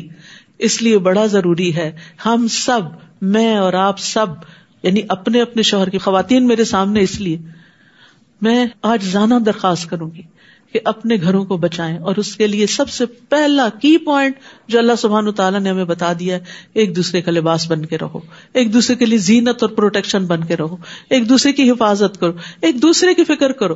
یعنی جب انسان لباس پہن لیتا نا تو اپنے جسم کو نہیں دیکھتا, وہ لباس کو دیکھتا ہے. شادی جب ہو جاتی ہے تو پھر میں نہیں رہا کرتی, پھر انسان دوسرے کے لیے جیتا ہے, اس کو راحت پہنچاتا ہے, اس کی خوشی کو دیکھتا ہے, اس کی صفائی کو دیکھتا ہے, اس کو زینت بخشتا ہے. آپ دوسرے کا لباس ہیں, آپ اس کی خوبصورتی ہیں, آپ اس کی عزت ہیں, اس عزت کو داغدار نہ کریں. تو بہت ضروری ہے کہ ان رشتوں کو پیار کے رشتے بنائیں, ان رشتوں کو خوشی کے رشتے بنائیں. اور وہ اس وقت ہوگا جب اپنے بارے میں سوچنا چھوڑ دیں, دوسرے کے لیے سوچنا شروع کر دیں. حالات بدل جائیں گے, حالات اچھے ہو جائیں گے, گھروں میں محبتیں آ جائیں گی. جب آپ کیئر کریں گے, نہیں رسپانس ملتا کوئی بات نہیں, آپ سلام کرتے رہیں, آپ اسمائل کرتے رہیں, آپ حال پوچھتے رہیں, آپ اچھے اچھے کھانے بنا کے دیتے رہیں, آپ اپنی طرف سے کمفرٹ دیتے رہیں, آپ ان کا خاص حق بغیر کسی تردد کے دیتے رہیں. پھر آپ دیکھیں کہ کس طرح حالات اچھے ہوتے ہیں. ٹھیک ہے, مردوں کی ایک انا ہوتی ہے, کچھ وقت لگتا ہے ان کو واپس پلٹنے میں, اس کو بھی سمجھیں, اس وقت کو صبر سے گزاریں, شکر کے ساتھ گزاریں, اور سوچیں کہ کیا اس سے پہلے میری زندگی ایسے تھی, اور اگر یہ میری زندگی سے نکل جائے تو کیا میری زندگی بہت خوبصورت ہو جائے گی. کیونکہ کچھ خواتین کو یہ خیال ہوتا ہے کہ ہم طلاق لے جائیں گے نا تو ہماری جان چھوٹ جائے گی. اور نہیں, اس سے بڑے مسائل آگے آئیں گے, جان نہیں چھوٹے گی اور جان پھنسے گی. اس لیے حد الوسع نبھانے کی کوشش کریں. ہاں, اگر واقعی زمین اور آسمان کے درمیان کا فاصلہ ہے, دونوں کے مزاج میں, دونوں کے روایات اور اخلاق میں, اور کوئی صورت نہیں تو پھر اللہ نے حلال بھی قرار دیا ہے عزت کے ساتھ الگ ہو جائیں.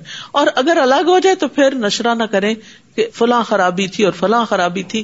کل ہی کسی نے مجھ سے پوچھا کہ اس طرح کچھ معاملہ پیش آ رہا ہے خاندان میں, تو آپ کیا مشورہ دیتی؟ میں نے کہا آپ نے کسی کو ذکر نہیں کرنا کہ کیا وجہ بنی. معاملہ لڑکی کے اندر کوئی گڑبڑ تھی, کہیں اور مائل ہو گئی تھی تو رہنا نہیں چاہتی تھی, تو اب زبردستی تو نہیں رکھ سکتے اگر کوئی لڑکی رہنا نہیں چاہے. اب میں نے کہا کہ آپ نے اس لڑکی کا عیب نہیں کھولنا, کہیں نہیں کھولنا. کوئی بھی پوچھے, بہن بھائی پوچھے, دوسرا پوچھے, تیسرا, آپ کے بس اللہ کی مرضی یہی تھی, بس نہیں بنی, بس بات ختم. آپ ان کا لباس ہیں, اللہ نے آپ کو یہ درجہ اور رتبہ دیا ہے, آپ لباس بن کے دکھائیں, یہ اللہ کا حکم ہے. پردہ داری مت کریں, پردے رکھیں. آپ دوسروں کا رکھیں گے تو انشاءاللہ اللہ آپ کا رکھے گا. کون سا کپل ایسا ہے جس میں اختلاف نہ ہو, جس میں کوئی خامی نہ ہو؟ ہر انسان میں کمزوریاں ہیں, ہر ایک میں غلطیاں ہیں. تو کیا ہم دوسروں کی غلطیوں کو اچھالتے ہی رہیں؟ ہن لباس لکم وانتم لباس لہن, وہ تمہارے لیے لباس ہیں اور تم ان کے لیے لباس ہو. اللہ نے جان لیا کہ تم اپنے نفسوں سے خیانت کر رہے تھے, یعنی رمضان کی راتوں میں تعلق قائم کر رہے تھے ان سے, تو اس نے تم پر مہربانی کی اور تم کو معاف کر دیا. بس اب تم ان سے مباشرت کرو, اور اللہ نے جو تمہارے لیے لکھ رکھا ہے اسے تلاش کرو, اور کھاؤ اور پیو یہاں تک کہ تمہارے لیے صبح یعنی فجر کے وقت کی سفید دھاری رات کی سیاہ دھاری سے واضح ہو جائے. پھر روزہ رات تک پورا کرو, اور جب تم مسجدوں میں اعتکاف میں ہو تو ان سے مباشرت نہ کرو, یہ اللہ کی حدود ہیں, بس ان کے قریب بھی نہ جانا. اسی طرح اللہ اپنی آیات کو لوگوں کے لیے کھول کھول کر بیان فرماتا ہے تاکہ وہ بچ جائیں. کتنی پیاری باتیں ہیں اس آیت میں, تاکہ لوگ برے انجام سے بچ جائیں, دنیا کے بھی برے انجام سے اور آخرت کے بھی برے انجام سے. اور تم آپس میں ایک دوسرے کا مال باطل طریقے پر نہ کھاؤ اور نہ اس کو رشوتاً حاکموں کے پاس لے جاؤ تاکہ تم لوگوں کے مال کا کچھ حصہ گناہ کے ساتھ کھاؤ حالانکہ تم جانتے ہو. یعنی ایسا نہ کرنا کہ کسی کا حق رشوت دے کے مار لینا. وہ آپ سے نئے چاندوں کے بارے میں سوال کرتے ہیں، کہہ دیجئے وہ لوگوں کی عبادت اور حج کے لیے اوقات مقررہ ہیں. چاند جو ہے وہ اللہ کی بڑی نشانیوں میں سے ایک نشانی ہے. باریک دھاری سے آغاز ہوتا ہے، پھر مہینے کے درمیان میں آ کے مکمل ہو جاتا ہے، پھر آخر میں آ کے پھر اصل شکل پہ لوٹ جاتا ہے. اس سے ہمارے لیے عبادات کا تعین ہوتا ہے. روزے کب آ رہے ہیں، حج کب ہوگا، محرم کب ہے، اور ایام بیس کون سے ہیں. تو یہ اللہ سبحانہ وتعالیٰ کی طرف سے ایک بہت بڑی ہمارے لیے نعمت ہے.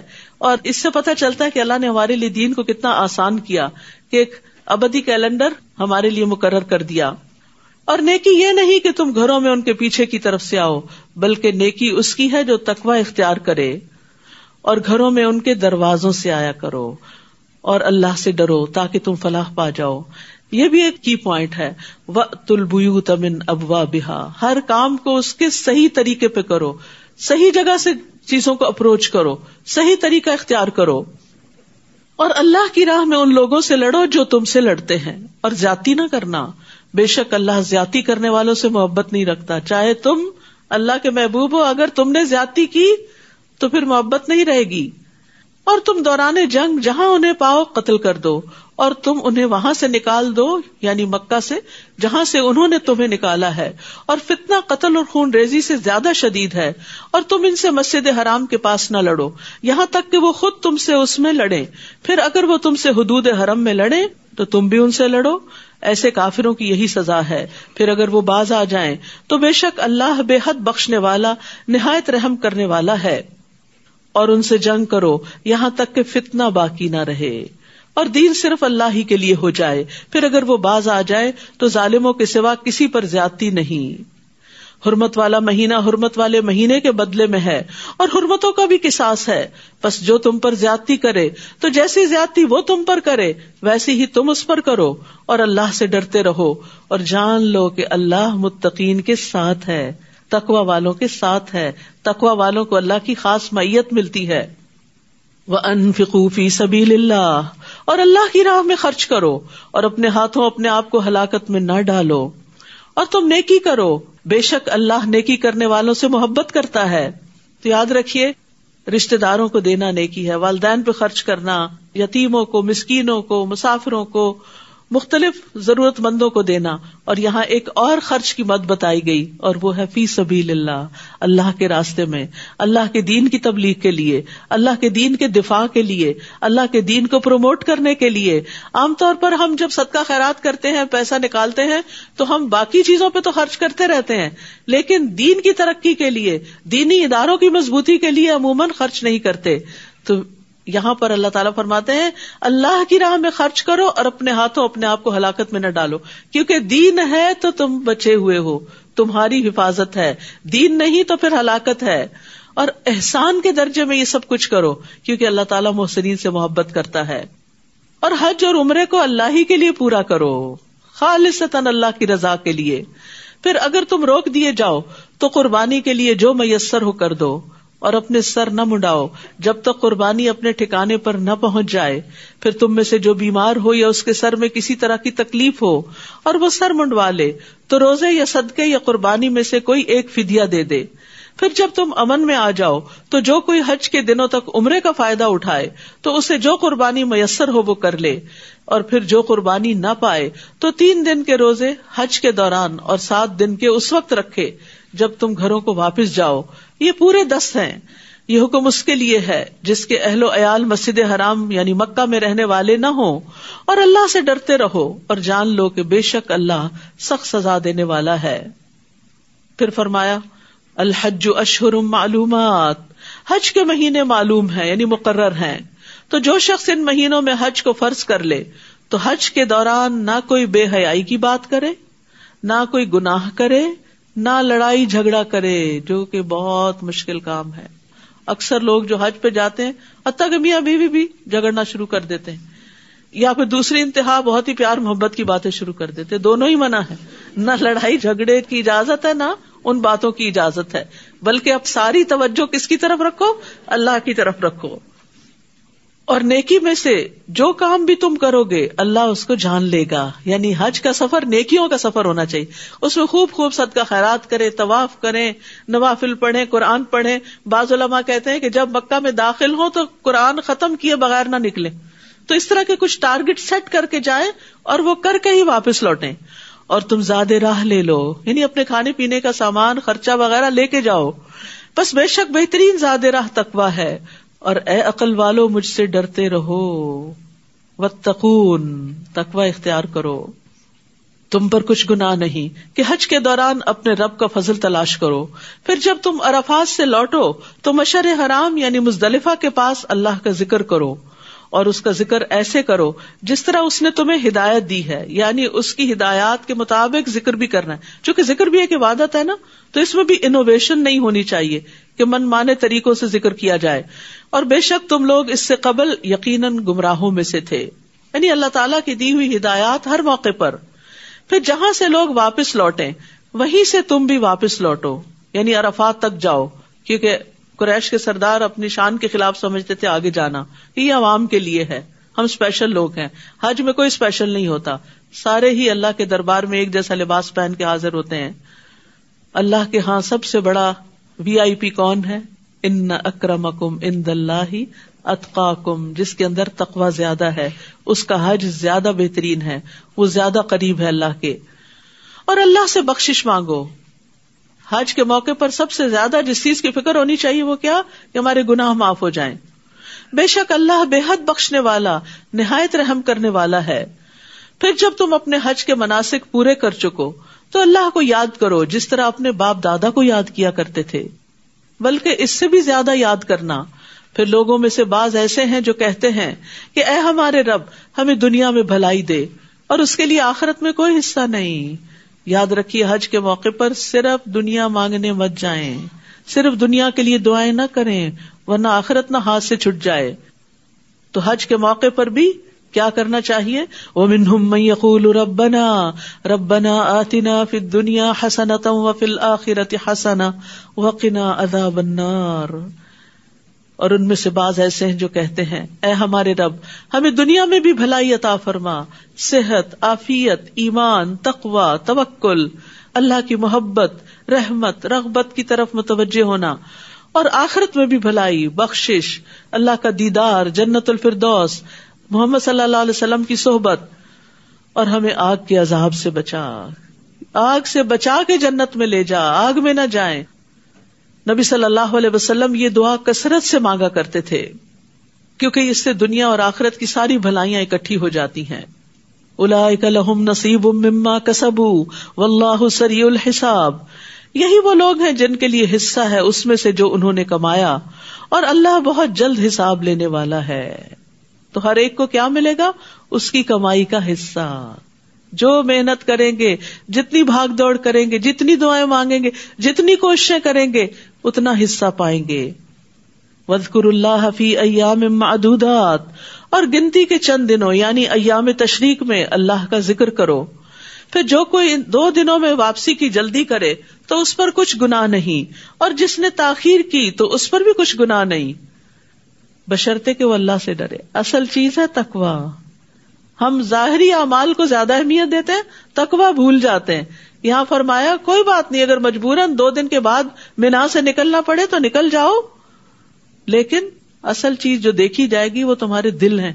اللہ سبحانہ وتعالی اعمال اور دلوں کو دیکھتا ہے، وہ شکلوں اور مالوں کو نہیں دیکھتا. اور تم اللہ سے ڈرتے رہو اور جان لو بے شک تم سب اس کے پاس اکٹھے کیے جاؤ گے. اور لوگوں میں سے کوئی ایسا ہے جس کی گفتگو دنیا کی زندگی میں آپ کو بہت بھلی لگتی ہے، اور جو اس کے دل میں ہے وہ اس پر اللہ کو گواہ بناتا ہے، حالانکہ وہ سخت جھگڑالو ہے. یعنی کچھ لوگ بڑی خوبصورت باتیں کرتے ہیں لیکن جب ان کا کسی سے معاملہ ہوتا ہے تو لڑائی جھگڑے پہ اتر آتے ہیں. یعنی وہ اچھی اچھی باتیں کر کے کیا چاہتے ہیں، لوگ بس سنتے ہی رہیں، کوئی آبجیکشن نہ کرے، کوئی سوال نہ کرے، کوئی اعتراض نہ کرے، اور اگر ذرا سا بھی کوئی کر دے تو لڑ پڑتے ہیں. اس کیریکٹر سے بھی بچنے کی ضرورت ہے. دیکھیے سائیکالوجی کی اصطلاح میں ایموشنل لیکس کہتے ہیں اس کو. یعنی کچھ لوگوں کی ایموشنل لیکس ہوتی ہیں. ایموشنل لیکس کیا ہے کہ آپ کچھ چیزوں کے بارے میں بہت سینسیٹیو ہوتے ہیں. جب کوئی آپ کو وہ خاص بات کہہ دے تو آپ کے ایموشن ٹریگر ہو جاتے ہیں اور آپ ریئیکشنری ہو جاتے ہیں. تو اول تو یہ کہ اپنی ویکنیسز بتائیں نا کسی کو, اور اگر پتا بھی ہے تو اپنے آپ کو کنٹرول کرنے کی کوشش کریں. مثلا اگر آپ کو کوئی کہے آپ تو ہر وقت طنزیہ باتیں کرتے رہتے, تو یہ کہنے کی بجائے میں نے کب طنزیہ بات کی, تمہیں کہاں سے لگا, بتاؤ مجھے, اور لڑائی شروع کر دے انسان. اور دوسرا رویہ کیا, اچھا اوکے میں ٹھیک کرنے کی کوشش کروں گی. چوائس ہے نا آپ کے پاس, آپ کس طرح کا ری ایکشن شو کرتے ہیں.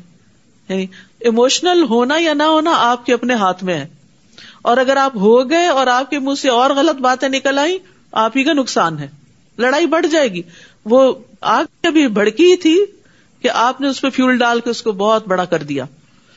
تو بہت سے فساد, بہت سی لڑائیاں جھگڑے, چاہے دوستوں میں ہو, چاہے خاندان ایکسٹینڈیڈ فیملی میں ہو, چاہے اپنے گھر کے اندر ہو, چاہے ہسبینڈ کے ساتھ ہو. آپ دیکھیں کہ ہسبینڈ کی کون کون سی بات آپ کو اچھی نہیں لگتی, نوٹ کر کے رکھیں, اور کس کس بات میں آپ ایک دم چلا اٹھتے ہیں اور ایک دم پلٹ کے جواب دیتے ہیں اور ایک دم چیخ پڑتے ہیں. وہ آپ کی ویکنیسز ہیں دراصل. ان کی جو غلطی ہے وہ اپنی جگہ, لیکن یہ آپ کی کمزوریاں ہیں. وہ ہوتا ہے نا جسم کا جو مسل استعمال نہ کیا جائے, اگر بھول کے کوئی ہاتھ لگا دے تو آپ چلا اٹھتے ہیں کہ یہ کیا کیا تم نے, اللہ توبہ میں نے تو ابھی ہاتھ ہی لگایا تھا تمہیں. پھر پتہ چلتا ہے کہ یہ مسل کبھی استعمال نہیں ہوا تھا, اسے ایکٹیو نہیں کیا گیا تو وہ بہت ہی ٹینڈر ہو گیا, سینسیٹیو ہو گیا. تو اسی طرح ہماری اپنی کچھ ویکنیسز ہوتی ہیں جن پر ہم زندگی میں کبھی کام نہیں کرتے, نہ ہمیں کسی نے بتایا ہوتا کہ یہ ہماری ویکنیسز ہیں. بس کسی کے چھیڑنے کی دیر ہے کہ ہم بھڑک اٹھتے ہیں.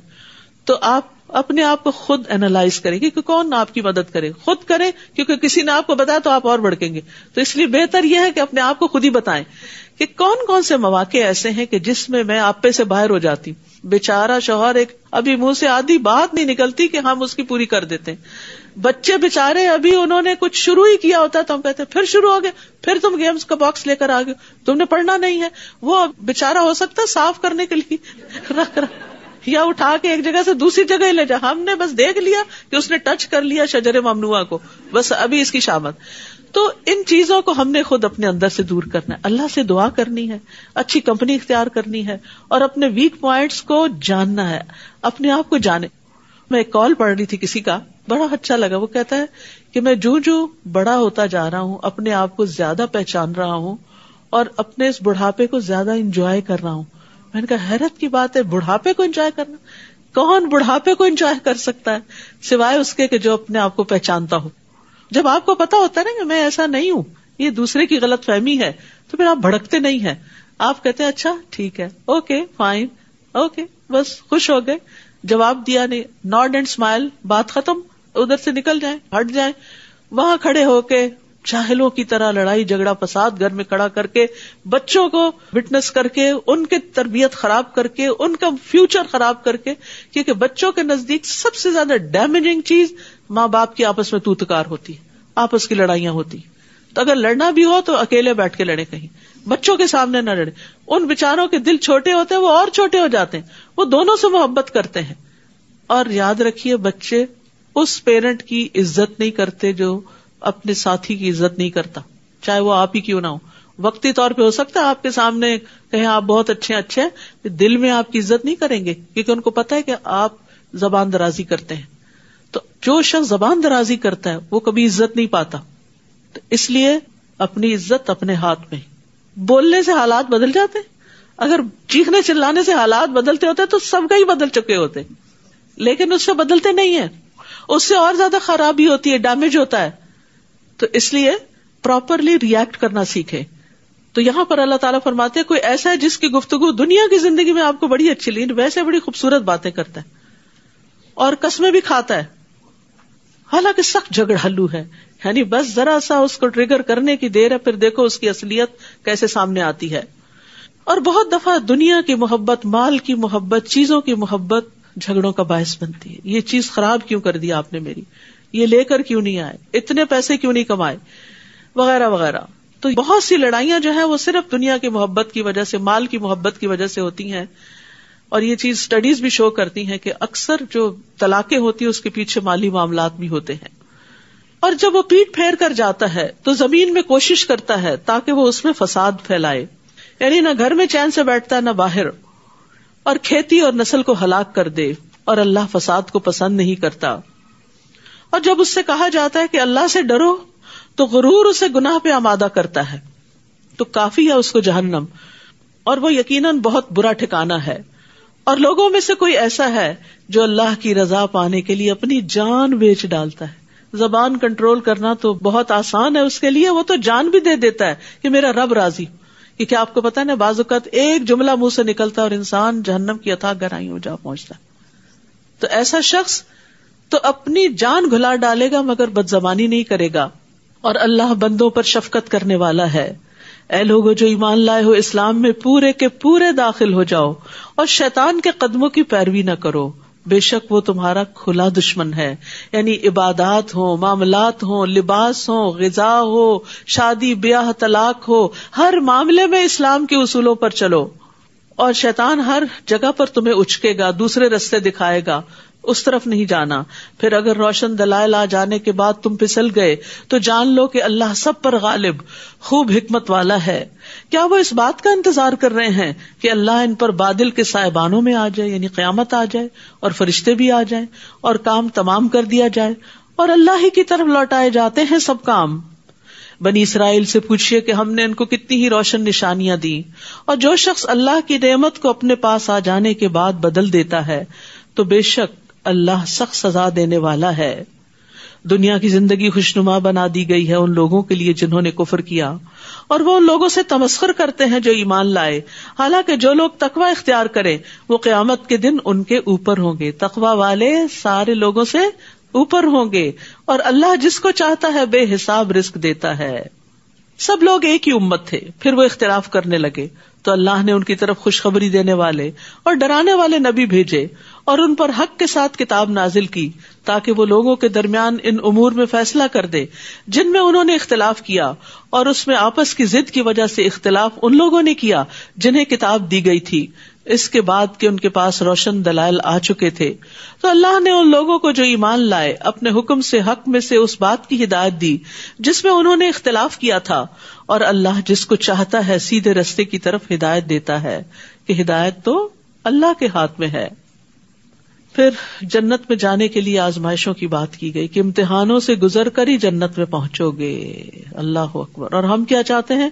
کوئی امتحان نہ ہو اور ہم اعلیٰ ترین ڈگری حاصل کر لیں. کبھی دنیا میں بھی ایسے ہوا کہ without examination, test, assignments, vivas, interviews, ایسے ہی بس آپ آگے داخلہ لے لیا بس کافی ہے، یونیورسٹی کا نام لگ گیا آپ کے اوپر، اور اب آپ چونکہ جانا چاہتے ہیں، کچھ اور کرنا چاہتے ہیں تو آپ کو کاغذ پکڑا دیا جائے. ایسے نہیں ہوتا. دنیا میں بھی کوئی انسان ماہر نہیں ہوتا کسی علم میں، کسی فن میں، کسی ہنر میں جب تک کہ وہ تجربات کی بٹی سے نہیں گزرتا. اسی طرح کوئی شخص دینی معاملات میں بھی میچور نہیں ہوتا جب تک امتحان نہیں آتا. دین ہو، دنیا ہو، آخرت ہو. تو اللہ تعالیٰ فرماتے ہیں ام حسبتم ان تدخلوا الجنة ولما يأتكم مثل الذين خلوا من قبلكم مستهم البأساء والضراء وزلزلوا حتى يقول الرسول والذين آمنوا معه متى نصر الله الا ان نصر الله قریب. کیا تم نے یہ سمجھ رکھا ہے کہ تم یوں ہی جنت میں داخل ہو جاؤ گے جبکہ ابھی تمہیں وہ مشکلیں پیش ہی نہیں آئیں جو تم سے پہلے لوگوں پہ آئیں؟ ان کو سختیاں اور تکلیفیں پہنچیں اور وہ ہلا مارے گئے.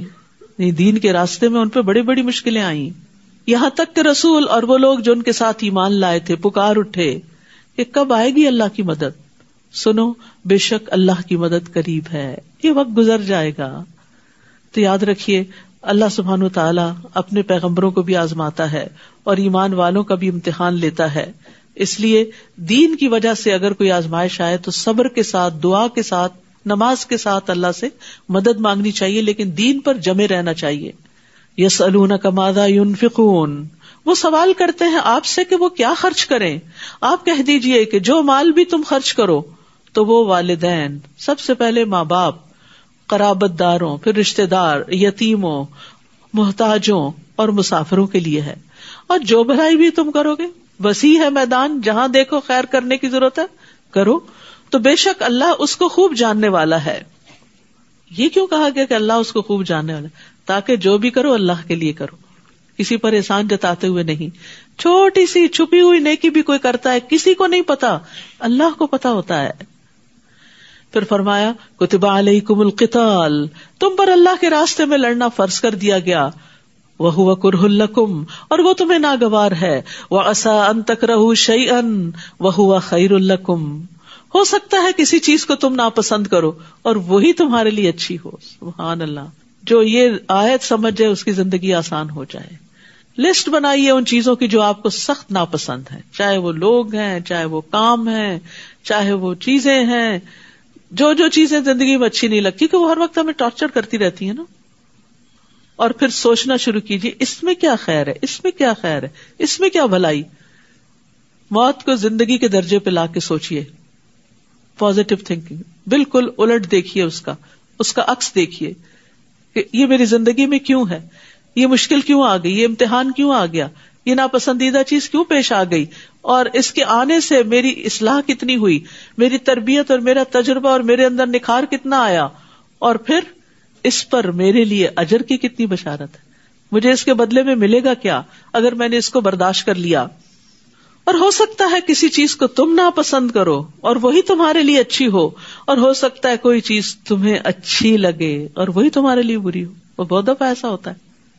بہت چاہتوں کے ساتھ کوئی لڑکی پسند آتی ہے, لمبی چوڑی خواریوں کے بعد, اور پھر اس کے بعد انجام کیا ہوتا ہے. بہت دفعہ تجربوں میں ایسی چیزیں دیکھی گئی ہیں. تو کبھی ایسا بھی ہوتا ہے جو چیز پسند آتی ہے وہ مل نہیں پاتی, یا آپ کے پاس پیسے نہیں کہ وہ گھر خرید سکے, یا آپ کی صحت اجازت نہیں دیتی کہ کوئی جاب کر سکے.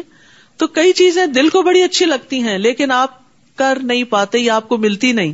تو اس پر حسرتیں نہ کریں, اس پر غم نہ کرتے رہیں, اس پہ دکھی نہ رہیں, اس پر پریشان نہ ہوں, بلکہ اسی میں خیر سمجھیں کہ ہو سکتا ہے یہ میرے لیے اچھی نہ ہو. بظاہر اچھی ہے کیونکہ ہر چمکنے والی چیز سونا نہیں ہوتی.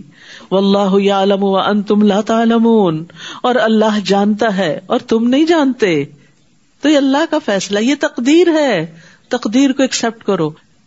ومن یؤمن باللہ یہد قلبہ, جو اللہ پر ایمان لے آتا ہے اللہ اس کے دل کو ہدایت دے دیتا, اللہ اس کے دل کو ٹھہرا دیتا ہے.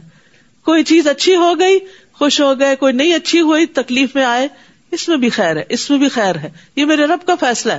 یاد رکھیے جب کوئی چیز ہو جاتی ہے نا جو اچھی نہیں لگتی, سب سے پہلی چیز اسے تقدیر کا حصہ سمجھ کے, اللہ کا فیصلہ سمجھ کے راضی ہو جائے, اسے ایکسپٹ کر لیں. اب یہ ہو گئی ہے, کوئی اسپیشل بچہ پیدا ہو گیا ہے کسی گھر میں, اب یہ ہو گیا ہے, اب اس کو کہیں پھینک کے تو نہیں آ سکتا, اب اسے ایکسپٹ کر لیں, یہ ہو گیا. اب نیکسٹ سوچیں کہ اس کے ساتھ ڈیل کیسے کرنا ہے, اس کو آگے کیسے بڑھانا ہے. کئی بچے ہوتے ہیں سلو لرنرز ہوتے ہیں, کئی بچے بہت زیادہ ہائپر ہوتے ہیں, یعنی کسی کا ٹیسٹ اولاد میں, کسی کا شوہر میں, کسی کا مال میں, کسی کا کسی اور انسان یا کسی کام کی شکل میں ہے. تو اسے ایکسپٹ کر لیں کہ یہ تو ایسا ہی ہے, اس نے تو سیدھا نہیں ہونا, یہ تو ایسا ہی ہے. اب یہ دیکھنا ہے کہ اس کے ساتھ مجھے کیسے چلنا ہے کہ میرے لیے زندگی آسان ہو جائے. اس کو اکوموڈیٹ کریں, اس کے ساتھ ایڈجسٹمنٹس کریں. جب نئے دانت لگواتے ہیں نا, فلنگ کرواتے ہیں, تو پھر شروع میں تو کیا لگتی ہے, اچھی نہیں لگتی, کیوں ہوا یہ, کاش میں میٹھا نہ کھاتی, کاش ایسا نہ ہوتا, کاش کیویٹی نہ بنتی. وہ کاش سے تو کچھ نہیں ہونے والا, جو ہونا تھا ہو گیا. اب یہ ہے کہ اس کے ساتھ مجھے کس طرح چلنا ہے, اس کی ایڈجسٹمنٹ کیسے کرنی. تو اس کے لیے ایکسپٹ کر لیں کہ یہ اب انڈو نہیں ہونے والا, یہ تو ایسا ہی رہے گا. اب مجھے اپنے آپ کو بدلنا ہے. بعض اوقات حالات نہیں بدلتے, خود کو بدلا جاتا ہے. خود کو بدلنا سیکھیں حالات کے مطابق, لیکن اللہ کی رضا کے مطابق. حالات کے مطابق یہ نہیں کہ نافرمانیاں شروع کر دیں. اور یہ سب کچھ اللہ کے اذن سے ہوا. جادو ہوا تو اللہ کے اذن سے, نظر لگی تو اللہ کے اذن سے, بیماری آئی تو اللہ کے اذن سے. تو اللہ نے اس سے نکلنے کا راستہ بھی بتایا, وہ بھی جانے, اس سے نکلے بھی, محنت بھی کریں, اور پھر اس کے ساتھ جینا بھی سیکھیں. اگر وہ محنت اور کوشش کے باوجود زندگی سے نہیں نکلتا تو یاد رکھیے ہر مصیبت کے اندر نعمت چھپی ہوئی ہے. ہر مصیبت گناہوں کا کفارہ ہوتی ہے, صبر پر اجر ملتا ہے. خوشی ملنا بھی نعمت اور تکلیف آنا بھی نعمت, دونوں ہی نعمتیں ہوتی ہیں. مومن دونوں حالتوں میں خیر کماتا ہے, کبھی شکر کرتا ہے اور کبھی صبر کرتا ہے. پھر فرمایا وہ آپ سے حرمت والے مہینے میں لڑائی کرنے کے بارے میں سوال کرتے ہیں، کہہ دیجیے ان میں لڑائی کرنا بہت بڑا گناہ ہے، اور اللہ کے راستے سے روکنا اور اس سے کفر کرنا اور مسجد حرام سے روکنا اور اس کے رہنے والوں کو اس میں سے نکال دینا اللہ کے نزدیک اس سے بھی بڑا گناہ ہے، اور فتنہ قتل سے بھی کہیں بڑھ کر ہے، اور یہ لوگ ہمیشہ تم سے لڑتے رہیں گے یہاں تک کہ اگر وہ استطاعت رکھتے ہوں تو تمہیں تمہارے دین سے پھیر دیں، اور جو کوئی تم میں سے اپنے دین سے پھر گیا پھر مر گیا اس حال میں کہ وہ کافر ہے تو ایسے لوگوں کے اعمال دنیا اور آخرت میں ضائع ہو گئے۔ مرتد کی سزا بتائی جا رہی ہے، جو شخص دین سے باہر نکل جائے، ایمان سے خارج ہو جائے، اس کے اعمال ضائع، چاہے وہ حافظ قرآن ہو، چاہے وہ نمازیں پڑھتا اور پڑھاتا رہا ہو، چاہے وہ دین کا کوئی بہت بڑا امام ہو۔ ہم دوسروں کے بارے میں سوچنے سے پہلے اپنے بارے میں سوچیں کہ یا اللہ تو ہمارے دلوں کو سلامت رکھنا، ہمیں استقامت دینا، ربنا لا تزغ قلوبنا بعد اذ ہدیتنا، ہمیں اپنے دین پر جما دے، رضیت باللہ ربا وبالاسلام دینا وبمحمد نبیا، کیونکہ دین سے نکلنا سارے اعمال برباد کر دیتا ہے اور پھر انجام بڑا بھیانک ہے۔ فرمایا یہی لوگ آگ کے ساتھی ہیں، وہ اس میں ہمیشہ رہنے والے ہیں۔ اللہ تعالیٰ یہ نہیں دیکھا کہ پہلے یہ دین پر تھے، وہ یہ دیکھے گا ان کا انجام اختتام کس پہ ہوا، تو اللہ ہم سب کا خاتمہ ایمان پر کرے۔ بے شک وہ لوگ جو ایمان لائے اور انہوں نے ہجرت کی اور اللہ کے راستے میں جہاد کیا، وہی اللہ کی رحمت کی امید رکھتے ہیں، اور اللہ بے حد بخشنے والا نہایت رحم کرنے والا ہے۔ وہ سوال کرتے ہیں آپ سے شراب اور جوئے کے بارے میں، آپ کہہ دیجئے کہ ان دونوں میں بڑا گناہ ہے۔ کچھ لوگ کہتے ہیں کہاں لکھا ہے شراب حرام ہے، یہ کیا لکھا ہوا ہے گناہ، تو گناہ کا کام حلال ہوتا ہے، اور لوگوں کے لیے کچھ فائدے بھی ہیں، اور ان دونوں کا گناہ زیادہ بڑا ہے ان دونوں کے فائدے سے۔ تو لاٹری کے بارے میں بھی بات کی جا رہی ہے، جوئے کے بارے میں بھی کہ وہ بھی حرام ہے۔ اور وہ سوال کرتے ہیں آپ سے کہ وہ کیا خرچ کرے، کہہ دیجئے جو ضرورت سے زائد ہو، جو ایکسٹرا ہو۔ اس طرح اللہ تمہارے لیے اپنے احکام کھول کھول کر بیان کرتا ہے تاکہ تم غور و فکر کرو دنیا اور آخرت کے معاملات میں۔ اور وہ سوال کرتے ہیں آپ سے یتیموں کے بارے میں، آپ کہہ دیجئے کہ ان کی اصلاح کرنا ان کے لیے بہتر ہے، اور اگر تم ان کو اپنے ساتھ شامل کر لو تو وہ تمہارے بھائی ہیں، یعنی ان کو اپنے گھر میں رکھو، ان کے اوپر ان کے مال میں سے اعتدال کے ساتھ خرچ کرو۔ اور اللہ جانتا ہے مفسد کو مصلح سے، کہ کون یتیموں کا خیال رکھ رہا ہے اور کون ان کو بگاڑ رہا ہے یا ان کے مال کے ساتھ زیادتی کر رہا ہے۔ اور اگر اللہ چاہتا تو تمہیں مشکل میں ڈال دیتا کہ تمہاری رسپانسبلٹی ہوتی ان کو لک آفٹر کرنا بھی اور ساتھ بھی نہیں ملا سکتے تھے۔ بے شک اللہ بہت غالب خوب حکمت والا ہے۔ اور تم مشرک عورتوں سے نکاح نہ کرو یہاں تک کہ وہ ایمان لے آئیں، اور ایک مومن لونڈی مشرک عورت سے یقیناً بہتر ہے اگرچہ وہ تمہیں اچھی لگے۔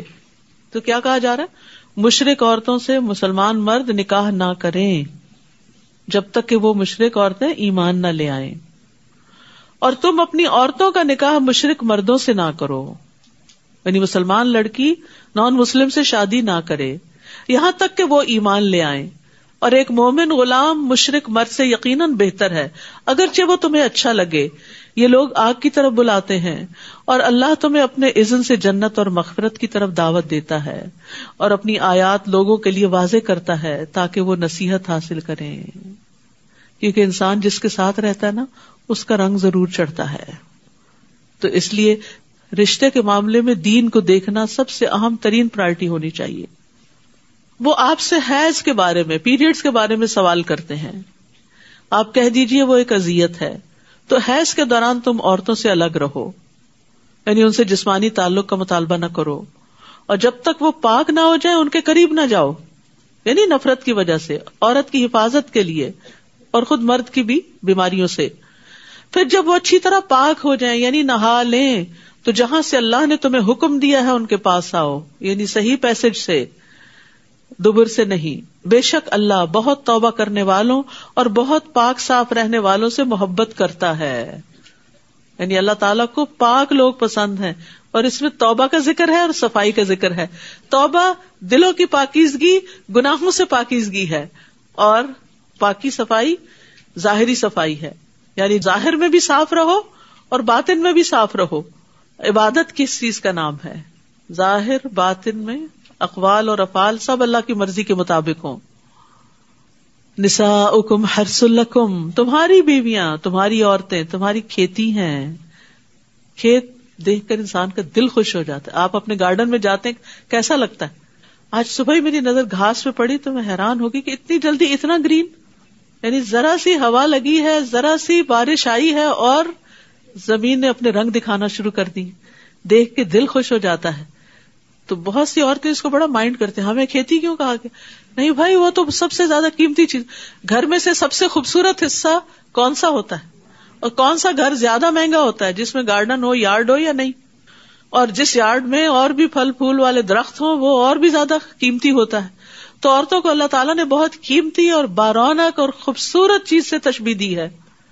اور ساتھ ہی یہ کہا کہ تم اپنی کھیتی میں جس طرح چاہو آؤ, یعنی جب چاہو ان سے تعلق قائم کرو اور ان کو دیکھ کے خوش ہو, ان سے خوشی حاصل کرو, ان سے سکون حاصل کرو. عورت کو اللہ نے شوہر کے, مرد کی تسکین کے لیے, خوشی کے لیے پیدا کیا.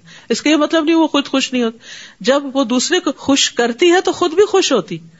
یعنی یہ صرف مرد کی ضرورت نہیں ہے کہ اس کے پاس ایک عورت ہو, عورت کی بھی ضرورت ہے کہ اس کے ساتھ ایک مضبوط سہارا ہو مرد کی شکل میں, جو اس کو پروٹیکشن دے. کیونکہ مرد کا رول تھوڑا سا فرق ہے. مرد کے لیے عورت کے اندر اور طرح کی اٹریکشن ہے, عورت کے اندر مرد کے لیے اور طرح کی اٹریکشن. ہم اس کو برابری کے اصول پہ لینا شروع کر دیتے ہیں, جس کے نتیجے میں ہم مشکل میں پڑ جاتے ہیں. یعنی مرد اور نگاہ سے عورت کو دیکھتا ہے, عورت دوسری نگاہ سے دیکھتی ہے. لہٰذا دونوں ایک دوسرے کے حقوق ادا کریں. آگے اس کی تفصیل مزید بھی آئے گی. اور اپنے نفسوں کے لیے نیک عمل آگے بھیجو, یعنی صرف اپنے ان تعلقات میں ہی مشغول نہ رہو بلکہ نیک اعمال کی بھی فکر کرو, یا نیک اولاد کی بھی فکر کرو, اولاد کی بھی اچھی تربیت کرو. اور تم اللہ سے ڈرو اور جان لو کہ یقیناً تم اس سے ملاقات کرنے والے ہو, اور مومنوں کو خوشخبری دے دیجئے. اور تم اللہ کو اپنی قسموں کے لیے آڑ نہ بناؤ کہ تم نیکی نہیں کرو گے اور تقوی اختیار نہیں کرو گے, اور لوگوں کے درمیان صلح نہیں کراؤ گے, اور اللہ خوب سننے والا, خوب جاننے والا. یعنی غلط باتوں پر قسمیں مت کھاؤ. اللہ تمہاری قسموں میں سے لغو پر تمہارا مواخذہ نہیں کرے گا, لیکن وہ اس پر مواخذہ کرے گا جو تم نے دل کے ارادے سے کیا, اور اللہ بہت بخشنے والا, بہت حلم والا ہے. جو لوگ اپنی بیویوں سے ایلا یعنی ترک تعلق کی قسم کھا لیتے ہیں, ان کو 4 ماہ کی مہلت ہے. 4 مہینے تک قسم کھا کے الگ ہو سکتے ہیں, پھر اگر وہ رجوع کر لیں تو یقیناً اللہ بہت بخشنے والا ہے, نہایت رحم کرنے والا ہے.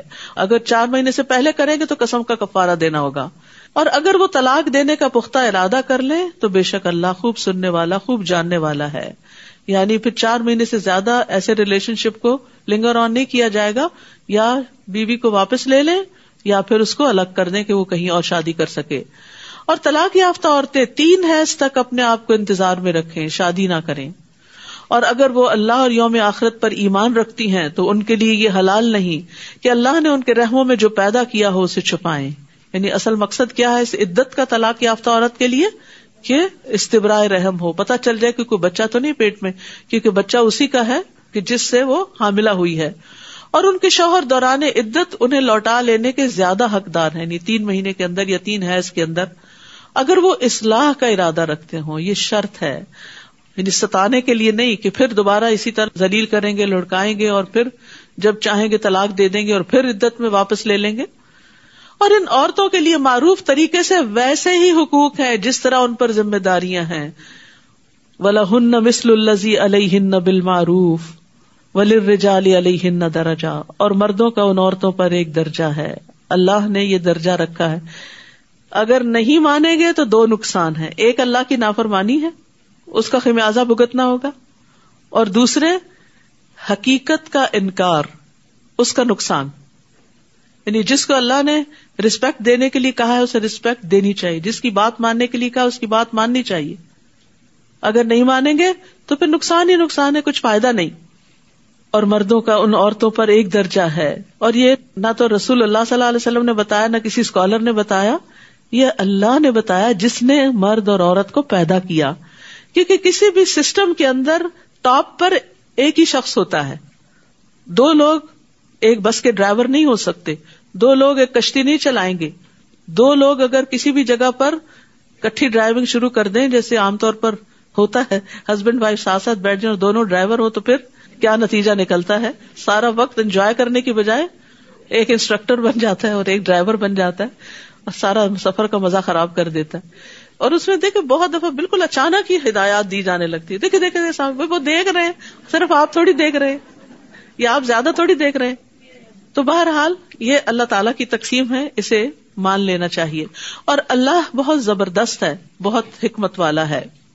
تو جس طرح مردوں کے حقوق ہیں ایسے عورت کے بھی حقوق ہیں کہ آپ صلی اللہ علیہ وسلم نے فرمایا جب وہ خود کھائے تو اسے بھی کھلائے, جب وہ خود پہنے تو اسے بھی پہنائے. یہاں شوہر کے کچھ حقوق کی بھی بات کر دینی چاہیے کہ سب سے پہلی بات یہ کہ بیوی پر شوہر کی اطاعت معروف میں لازم ہے, فرض ہے, اس کے بغیر گزارا نہیں. پھر ایک اور حدیث کے مطابق اللہ کے بعد شوہر کا حق ہے. حدیث میں آتا ہے اگر میں اللہ کے علاوہ کسی کو سجدہ کرنے کا حکم دیتا تو عورت کو حکم دیتا کہ شوہر کو کرے. یعنی شوہر کو رسپیکٹ دینی چاہیے, اس کی اطاعت کرنی چاہیے, اور سب سے بڑھ کر یہ کہ اس کا حق اس کو دینا چاہیے. اس ذات کی قسم جس کے ہاتھ میں محمد صلی اللہ علیہ وسلم کی جان ہے, عورت اس وقت تک اپنے رب کا حق ادا نہیں کر سکتی جب تک اپنے شوہر کا پورا حق ادا نہ کرے. یعنی ایسی عورت کو پھر ایمان کی حلاوت بھی نہیں ملتی جو شوہر کے ساتھ حسن سلوک نہیں کرتی. عورت اگر پالان پر سوار ہو اور مرد اسے بلائے تب بھی عورت کو انکار نہیں کرنا چاہیے. تو یہاں بیچ بیچ میں حقوق کی بات اس لیے کی گئی کہ یہ طلاق تک نوبت آتی ہی جب ہے جب ایک دوسرے کے حقوق نہیں دیے جاتے. پھر طلاق کے احکامات. طلاق رجعی 2 بار ہے, پھر بھلے طریقے سے روک لینا ہے یا احسان کے ساتھ رخصت کر دینا ہے, اور تمہارے لیے حلال نہیں کہ تم نے انہیں جو کچھ مہر سمیت دیا اس میں سے کچھ بھی واپس لو, مگر یہ کہ دونوں کو اس بات کا ڈر ہو کہ وہ اللہ کی حدود کو قائم نہ رکھ سکیں گے. پھر اگر تمہیں ڈر ہو کہ وہ دونوں اللہ کی حدود کو قائم نہ رکھ سکیں گے تو ان دونوں پر کوئی گناہ نہیں اس چیز میں جو فدیہ وہ عورت اپنی جان چھڑانے یعنی خلا کے بدلے میں دے دے. یہ اللہ کی حدود ہیں سو ان سے تجاوز نہ کرو, اور جو کوئی اللہ کی حدود سے تجاوز کرے گا تو یہی لوگ ظالم ہیں.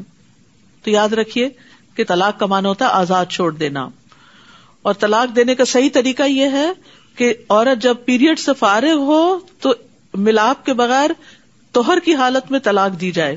حیض کی حالت میں طلاق نہیں دینی چاہیے, 3 طلاقیں اکٹھی بھی نہیں دینی چاہیے, اور 3 سے زیادہ کی تو ویسے ہی کراہت ہے, اور عورت کو تکلیف دینے کی ممانعت ہے. رسول اللہ صلی اللہ علیہ وسلم نے فرمایا اے اللہ میں 2 ضعیفوں کا حق مارنا حرام کرتا ہوں, یتیم کا اور عورت کا. یعنی بعض اوقات عورت کے ساتھ بھی یتیموں جیسا برتاؤ کیا جا رہا ہوتا ہے تو یہ ظلم میں شمار ہوتا ہے. تلک حدود اللہ, یہ اللہ کی حدود ہیں, ان سے آگے مت بڑھو, اللہ کی حدود کے قریب مت جاؤ. پھر اگر وہ خاوند اسے تیسری بار طلاق دے دے تو وہ عورت اس کے بعد اس مرد کے لیے حلال نہیں جب تک کہ وہ اس کے علاوہ کسی اور خاوند سے نکاح کرے.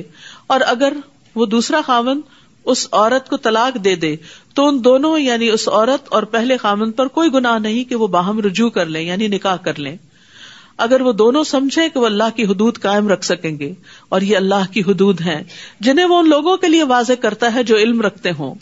اور جب تم عورتوں کو طلاق دے دو پھر وہ اپنی عدت پوری کرنے کو آئیں تو انہیں بھلے طریقے سے روک لو یا بھلے طریقے سے رخصت کر دو, اور انہیں تکلیف دینے کے لیے مت روکو. یہ کس کو حکم دیا جا رہا ہے؟ مردوں کو, کہ مرد عورتوں کو تکلیف مت دیں, اس لیے مت روکو کہ تم ان کے ساتھ زیادتی کرو. اور جو کوئی ایسا کرے گا تو یقیناً اس نے اپنی جان پہ ظلم کیا. مرد یہ نہ سمجھے کہ اسے کوئی پوچھنے والا نہیں, وہ اپنی جان پہ ظلم کرتا ہے. اور تم اللہ کی آیات کو مذاق مت بناؤ, اور جو اللہ کی نعمت تم پر ہے اسے یاد رکھو, اور اسے بھی یاد رکھو جو اس نے کتاب و حکمت کی صورت میں تم پر نازل کیا ہے, وہ تمہیں اس کے ساتھ نصیحت کرتا ہے. اور اللہ سے ڈرو اور جان لو کہ یقیناً اللہ ہر چیز کو خوب جاننے والا ہے. اور جب تم عورتوں کو طلاق دے دو پھر وہ اپنی عدت کی مدت پوری کر لیں تو تم انہیں اپنے پہلے شوہروں کے ساتھ نکاح کرنے سے نہ روکو جب وہ معروف طریقے سے باہم رضامند ہو جائیں. یہ نصیحت اس کو کی جاتی ہے جو تم میں سے اللہ اور یوم آخرت پر ایمان رکھتا ہو. یہ بات تمہارے لیے زیادہ پاکیزگی اور طہارت کا باعث ہے, اور اللہ جانتا ہے اور تم نہیں جانتے. اور مائیں اپنی اولاد کو مکمل 2 سال دودھ پلائیں, یہ حکم اس کے لیے ہے جو رضاعت کی مدت کو پورا کرنے کا ارادہ کرے. اور والد کے ذمے معروف طریقے سے ماؤں کا کھانا اور کپڑا دینا ہے. کسی نفس کو اس کی وسعت سے بڑھ کر تکلیف نہ دی جائے, نہ تو والدہ کو اس کے بچے کی وجہ سے نقصان پہنچایا جائے اور نہ ہی والد کو اس کے بچے کی وجہ سے کسی طرح کا نقصان پہنچایا جائے. بعض اوقات ایسا ہوتا ہے کہ مرد کے ہاتھ میں کوئی عورت کا ویک پوائنٹ آ جاتا ہے اور وہ اسی کے ذریعے اس کو بار بار تکلیف دیتا ہے کہ اس کو اس سے ٹارچر ہوتا ہے, میں یہی بات پھر کروں گا. یعنی اگر مثلا بچہ عورت کی کمزوری ہے تو وہ ہر وقت دھمکی دے میں بچہ چھین لوں گا, میں تمہیں نکال دوں گا, تو ایسی چیزیں ظلم میں شمار ہوتی ہیں. اور بچے کے وارث پر بھی اس طرح نان و نفقہ کی ذمہ داری ہے. پھر اگر وہ دونوں باہم رضامندی اور مشورے سے دودھ چھڑانے کا ارادہ کر لیں تو ان پر کچھ گناہ نہیں. اور اگر تم اپنی اولاد کو کسی اور عورت سے دودھ پلوانے کا ارادہ کرو تو بھی تم پر کوئی گناہ نہیں، اگر تم بھلے طریقے سے ان کے حوالے کر دو انہیں جو دینا طے کیا تھا. اللہ سے ڈرو اور جان لو کہ جو بھی تم کرتے ہو یقیناً اللہ اسے خوب دیکھنے والا ہے. یاد رکھیے، بچے کو دودھ پلانا عورت کا فرض ہے اور یہ بچے کا حق ہے، ثابت شدہ حق ہے. حدیث میں آتا ہے رسول اللہ صلی اللہ علیہ وسلم نے فرمایا، میرے پاس 2 آدمی آئے، انہوں نے میرا بازو پکڑا اور مجھے ایک دشوار گزار پہاڑ کے پاس لے گئے. ہم ایسی عورتوں کے پاس سے گزرے کہ سانپ ان کے بریسٹ کو نوچ رہے تھے. میں نے پوچھا ان عورتوں کا کیا معاملہ ہے؟ انہوں نے کہا یہ اپنے بچوں کو اپنا دودھ نہ پلانے والی عورتیں ہیں. کیوں نہیں پلاتی عورتیں؟ کہ فگر خراب ہو جائے گا. تو یہ بہت بڑا ظلم ہے، کیونکہ اس سے بچے کی زندگی کو نقصان پہنچتا ہے. ساری زندگی وہ ایک کمزور انسان کی طرح صحت کے مسائل کا شکار رہتا ہے. جن بچوں کو 2 سال کے اندر دودھ پینے کا موقع ملتا ہے ان کا امیون سسٹم بہت اسٹرانگ ہوتا ہے، وہ بہت سی اور بیماریوں سے بچے رہتے ہیں. تو ایک بچے کو ساری زندگی کے لیے مصیبت میں ڈال دینا صرف اپنی خوبصورتی برقرار رکھنے کے لیے، یہ ظلم نہیں تو کیا ہے؟ لیکن اگر کوئی عورت بیمار ہو اور پلانے کے قابل نہ ہو تو کسی اور سے پلوا سکتی، جیسے عربوں کے یہاں بہت رواج تھا. لیکن دودھ پینا بچے کا حق ہے، صرف ڈبے کا دودھ جو ہے وہ کافی نہیں. اور تم میں سے جو لوگ فوت ہو جائیں اور بیویاں چھوڑ جائیں تو وہ عورتیں 4 ماہ 10 دن تک اپنے آپ کو انتظار میں رکھیں. پھر جب وہ اپنی عدت کی مدت پوری کر چکیں تو جو بھی اپنی ذات کے بارے میں معروف طریقے سے طے کریں تو تم وارثوں پر کوئی گناہ نہیں. اور جو بھی تم کرتے ہو اللہ اس کی خوب خبر رکھنے والا ہے. بیوہ عورت کی عدت بتائی گئی. اور تم پر کوئی گناہ نہیں اگر تم ان عورتوں کو جو عدت میں ہو اشارتاً پیغام نکاح بھیجو یا اپنے دلوں میں چھپائے رکھو. یعنی عدت میں نکاح نہیں ہو سکتا لیکن اشارتاً بات ہو سکتی ہے. اللہ جانتا ہے کہ یقیناً تم ان کا ذکر ضرور کرو گے، لیکن تم ان عورتوں سے نکاح کا خفیہ وعدہ نہ کرو سوائے اس کے کہ تم کوئی بھلی بات کہو، یعنی کوئی معروف طریقے سے اشارتاً کنایتاً کچھ پیغام بھیج دو. اور تم عقد نکاح کا عزم نہ کرو یہاں تک کہ مقرر میعاد یعنی عدت اپنے اختتام کو نہ پہنچ جائے. اور جان لو کہ یقیناً اللہ جانتا ہے جو تمہارے دلوں میں ہے، لہذا اس سے ڈرو اور جان لو کہ بے شک اللہ بہت بخشنے والا بہت بردبار ہے. اور جن عورتوں کو تم نے ہاتھ تک نہ لگایا ہو یا ان کے لیے کوئی مہر مقرر نہ کیا ہو تو تم پر کوئی گناہ نہیں کہ تم انہیں طلاق دے دو. ہاں تم انہیں مال و متاع دو، وسعت والا اپنی وسعت کے مطابق اور تنگ دست اپنی حیثیت کے مطابق دے. بھلے طریقے سے فائدہ پہنچانا ہے. احسان کا رویہ اختیار کرنے والوں پر ان عورتوں کا یہ حق ہے. اور اگر تم ان منکوحہ عورتوں کو ہاتھ لگانے سے پہلے طلاق دے دو اور تم نے ان کے لیے مہر بھی مقرر کر دیا تو مقررہ مہر کا آدھا حصہ ادا کرنا ہوگا، مگر یہ کہ وہ عورتیں مہر معاف کر دیں یا وہ شخص یعنی مرد معاف کر دے جس کے ہاتھ میں نکاح کی گرہ ہے.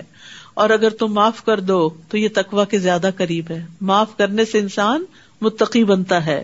اور تم آپس میں احسان کرنا نہ بھولو. بڑا ہی پیارا جملہ ہے یہ، وَلَا تَنْسَوُا الْفَضْلَ بَيْنَكُمْ. فضل کہتے ہیں حق سے زیادہ دینا، یعنی ایک دوسرے کے ساتھ احسان کرتے رہو. یقیناً اللہ اس کو خوب دیکھنے والا ہے جو بھی تم عمل کرتے ہو.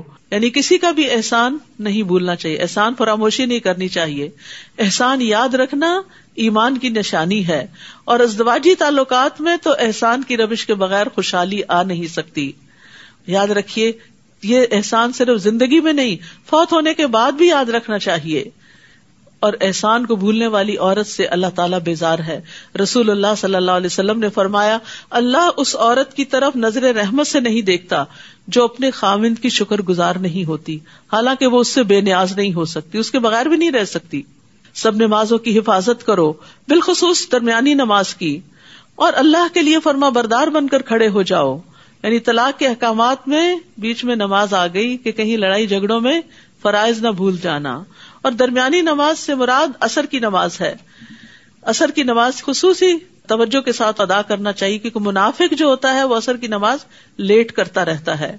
آپ صلی اللہ علیہ وسلم نے فرمایا، جس شخص کی نماز عصر فوت ہو جائے گویا اس کا اہل اور اس کا مال لوٹ لیا گیا. پھر اگر تمہیں دشمن کا خوف ہو تو پیدل یا سواری پر ہی نماز پڑھ لو. پھر جب تم امن میں آ جاؤ تو اللہ کو یاد کرو جیسے اس نے تمہیں سکھایا ہے جو تم نہیں جانتے تھے. اور جو لوگ تم میں سے فوت ہو جائیں اور بیویاں چھوڑ جائیں وہ اپنی بیویوں کے حق میں 1 سال تک بغیر گھر سے نکالے نان و نفقہ پہنچانے کی وصیت کریں. یہ اس وقت کا حکم ہے جب ابھی عورت کے لیے میراث وغیرہ میں حصہ مقرر نہیں ہوا تھا. اس کے بعد 4 ماہ 10 دن کی عدت رکھ دی گئی کہ وہ اسی گھر میں رہیں گی جہاں شوہر فوت ہوا ہے. ہاں اگر وہ عورتیں خود نکل جائیں تو تم پر کوئی گناہ نہیں. جو بھی وہ اپنی ذات کے بارے میں بھلے طریقے سے فیصلہ کرے اور اللہ بہت زبردست ہے، خوب حکمت والا ہے. اور طلاق یافتہ عورتوں کو بھلے طریقے سے کچھ فائدہ یعنی متع طلاق پہنچانا ہے. یہ عورتوں کا حق ہے. کس طرح اللہ تعالیٰ عورتوں کے حقوق کی حفاظت کر رہے ہیں؟ متقی لوگوں پر. تقوی والے تو ان حقوق کا لحاظ رکھیں گے. اسی طرح اللہ اپنی آیات کو واضح کرتا ہے تاکہ تم عقل سے کام لو. پھر کچھ واقعات کے ذریعے اہم سبق سکھائے گئے. الم تر الی الذین خرجوا من دیارہم وہم الوف حذر الموت. کیا تم نے نہیں دیکھا ان لوگوں کی طرف جو موت سے بچنے کے لیے اپنے گھروں سے نکل پڑے حالانکہ وہ ہزاروں کی تعداد میں تھے. تو اللہ نے ان سے کہا کہ مر جاؤ. پھر اس نے انہیں زندہ کر دیا. بے شک اللہ لوگوں پر فضل فرمانے والا ہے لیکن اکثر لوگ شکر ادا نہیں کرتے. اور اللہ کے راستے میں جنگ کرو اور جان لو کہ اللہ خوب سننے والا خوب جاننے والا ہے. کون ہے جو اللہ کو قرض دے قرض حسنا تو وہ اس کے لیے اسے کئی گنا زیادہ بڑھا دے. اور اللہ ہی تنگی بھی کرتا ہے اور کشادگی بھی اور اسی کی طرف تم سب لوٹائے جاؤ گے. یہاں پیچھے فی سبیل اللہ جنگ کی بات ہوئی جیسا کہ آپ جانتے کہ مدنی صورت ہے اور مدینہ میں ہوتے ہوئے نبی صلی اللہ علیہ وسلم پر تقریباً ہر سال اور کبھی سال میں 2 بار بھی جنگ مسلط ہوئی. جب جنگ لگتی ہے تو آپ کو معلوم ہے سب سے زیادہ اکانومی متاثر ہوتی ہے تو زیادہ سے زیادہ پھر اللہ کے راستے میں صدقہ کرنے کا حکم دیا گیا اور اس کو قرض حسنہ شمار کیا گیا.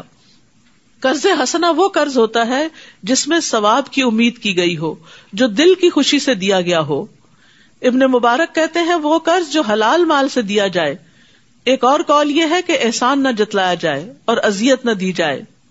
پھر فرمایا الم تر الی الملأ من بنی اسرائیل من بعد موسیٰ. کیا آپ نے موسیٰ کے بعد بنو اسرائیل کے سرداروں کی ایک جماعت کو نہیں دیکھا جب انہوں نے اپنے نبی سے کہا تھا کہ ہمارے لیے ایک بادشاہ مقرر کر دیں کہ ہم اللہ کے راستے میں لڑیں.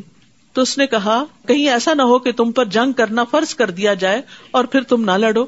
انہوں نے کہا اور کیا ہے ہمیں کہ ہم اللہ کے راستے میں نہ لڑیں جبکہ ہمیں اپنے گھروں اور بیٹوں سے نکال دیا گیا. پھر جب ان پر جنگ کرنا فرض کر دیا گیا تو سوائے چند ایک کے وہ سب منہ موڑ گئے اور اللہ ظالموں کو خوب جانتا ہے.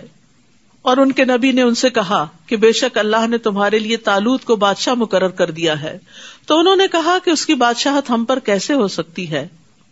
ہم اس کے مقابلے میں بادشاہت کے زیادہ حقدار ہیں اور اسے مال میں وسعت نہیں دی گئی. یعنی بادشاہ تو وہ ہوتا ہے جس کے پاس بہت مال ہو ان کے خیال کے مطابق، اور طالوت تو بہت مالدار نہیں. فرمایا بے شک اللہ نے اس کو چن لیا ہے تم پر اور علم و جسم کے اعتبار سے زیادہ وسعت دی ہے اور اللہ جسے چاہتا ہے اپنا ملک عطا کرتا ہے اور اللہ وسعت والا خوب جاننے والا ہے. ہمارے دین میں منصب کی چاہت کی ممانعت ہے. خود سے کوئی عہدہ نہیں مانگنا چاہیے. اگر مل جائے تو اللہ سے مدد مانگنی چاہیے اور اس کے ذریعے اللہ سے قریب ہونا چاہیے، نہ کہ دور.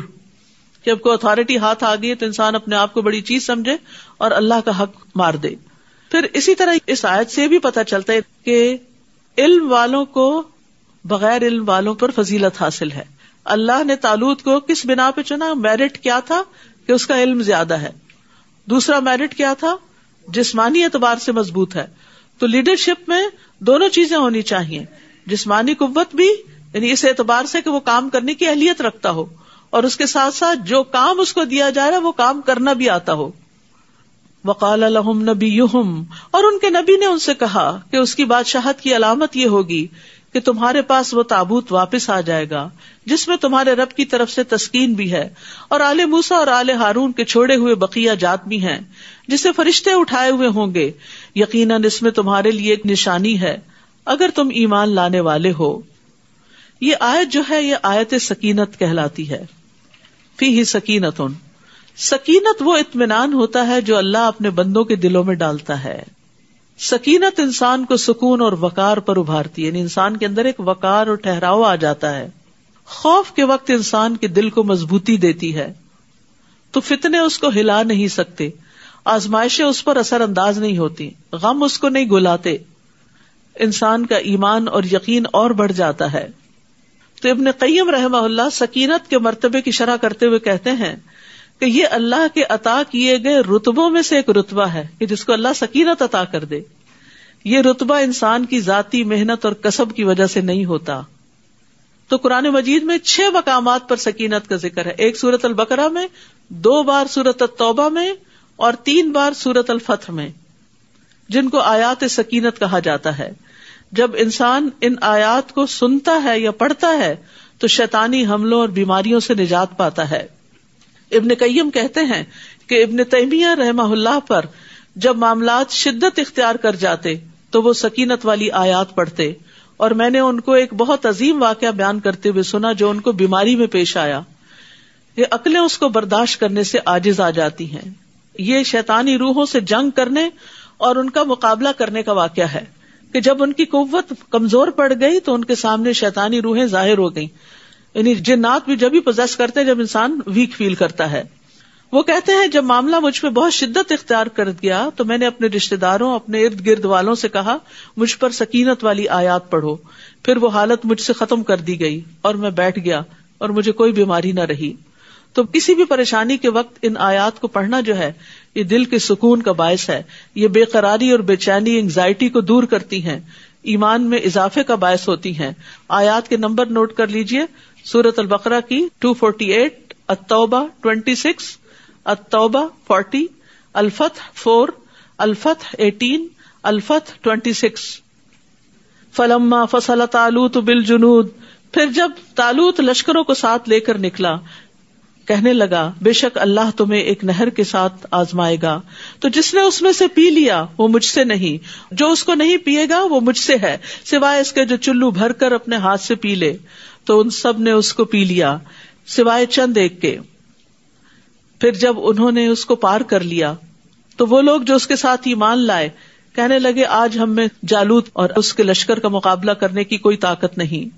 تو ان لوگوں نے جنہیں اس بات کا یقین تھا کہ وہ اللہ سے ملاقات کریں گے کہنے لگے کتنی ہی بار ایسا ہوا کہ چھوٹی جماعت بڑی جماعت پر اللہ کے اذن سے غالب آ گئی اور اللہ صبر کرنے والوں کے ساتھ ہے.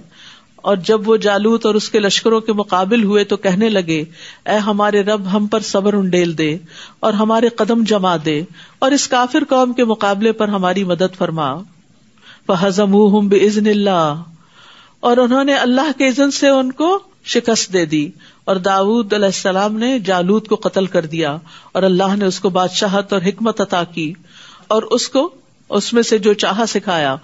اور اگر اللہ بعض لوگوں کو بعض کے ذریعے زمین سے نہ ہٹائے تو زمین میں فساد پھیل جائے، لیکن اللہ جہان والوں پر فضل فرمانے والا ہے. یعنی اللہ سبحانہ وتعالی اپنے بندوں کی خود حفاظت فرماتا ہے، اپنے بندوں کا دفاع کرتا ہے، ظالموں کو ظلم سے روکتا ہے. ورنہ اگر ظالموں کو کھلی چھٹی دے دی جائے تو وہ حدیں پار کر جائیں. تو یہ اللہ تعالیٰ کا ایک طریقہ ہے کہ جالوت اور اس کا لشکر بہت مضبوط تھے لیکن اللہ نے ایک چھوٹی سی جماعت کے ذریعے ان کو ختم کر دیا اور مومنوں کو سکینت عطا کی اور مومنوں کو کامیابی عطا کی. تو کامیابی کا معیار زیادہ اسباب پر نہیں ہوتا، ایمان پر ہوتا ہے، اور اس کے بعد انسان کس طرح اللہ کے حکم کے مطابق محنت کرتا ہے اور تیاری کرتا ہے.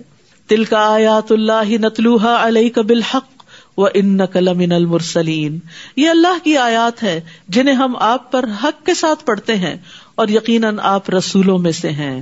وآخر دعوانا ان الحمد للہ رب العالمین.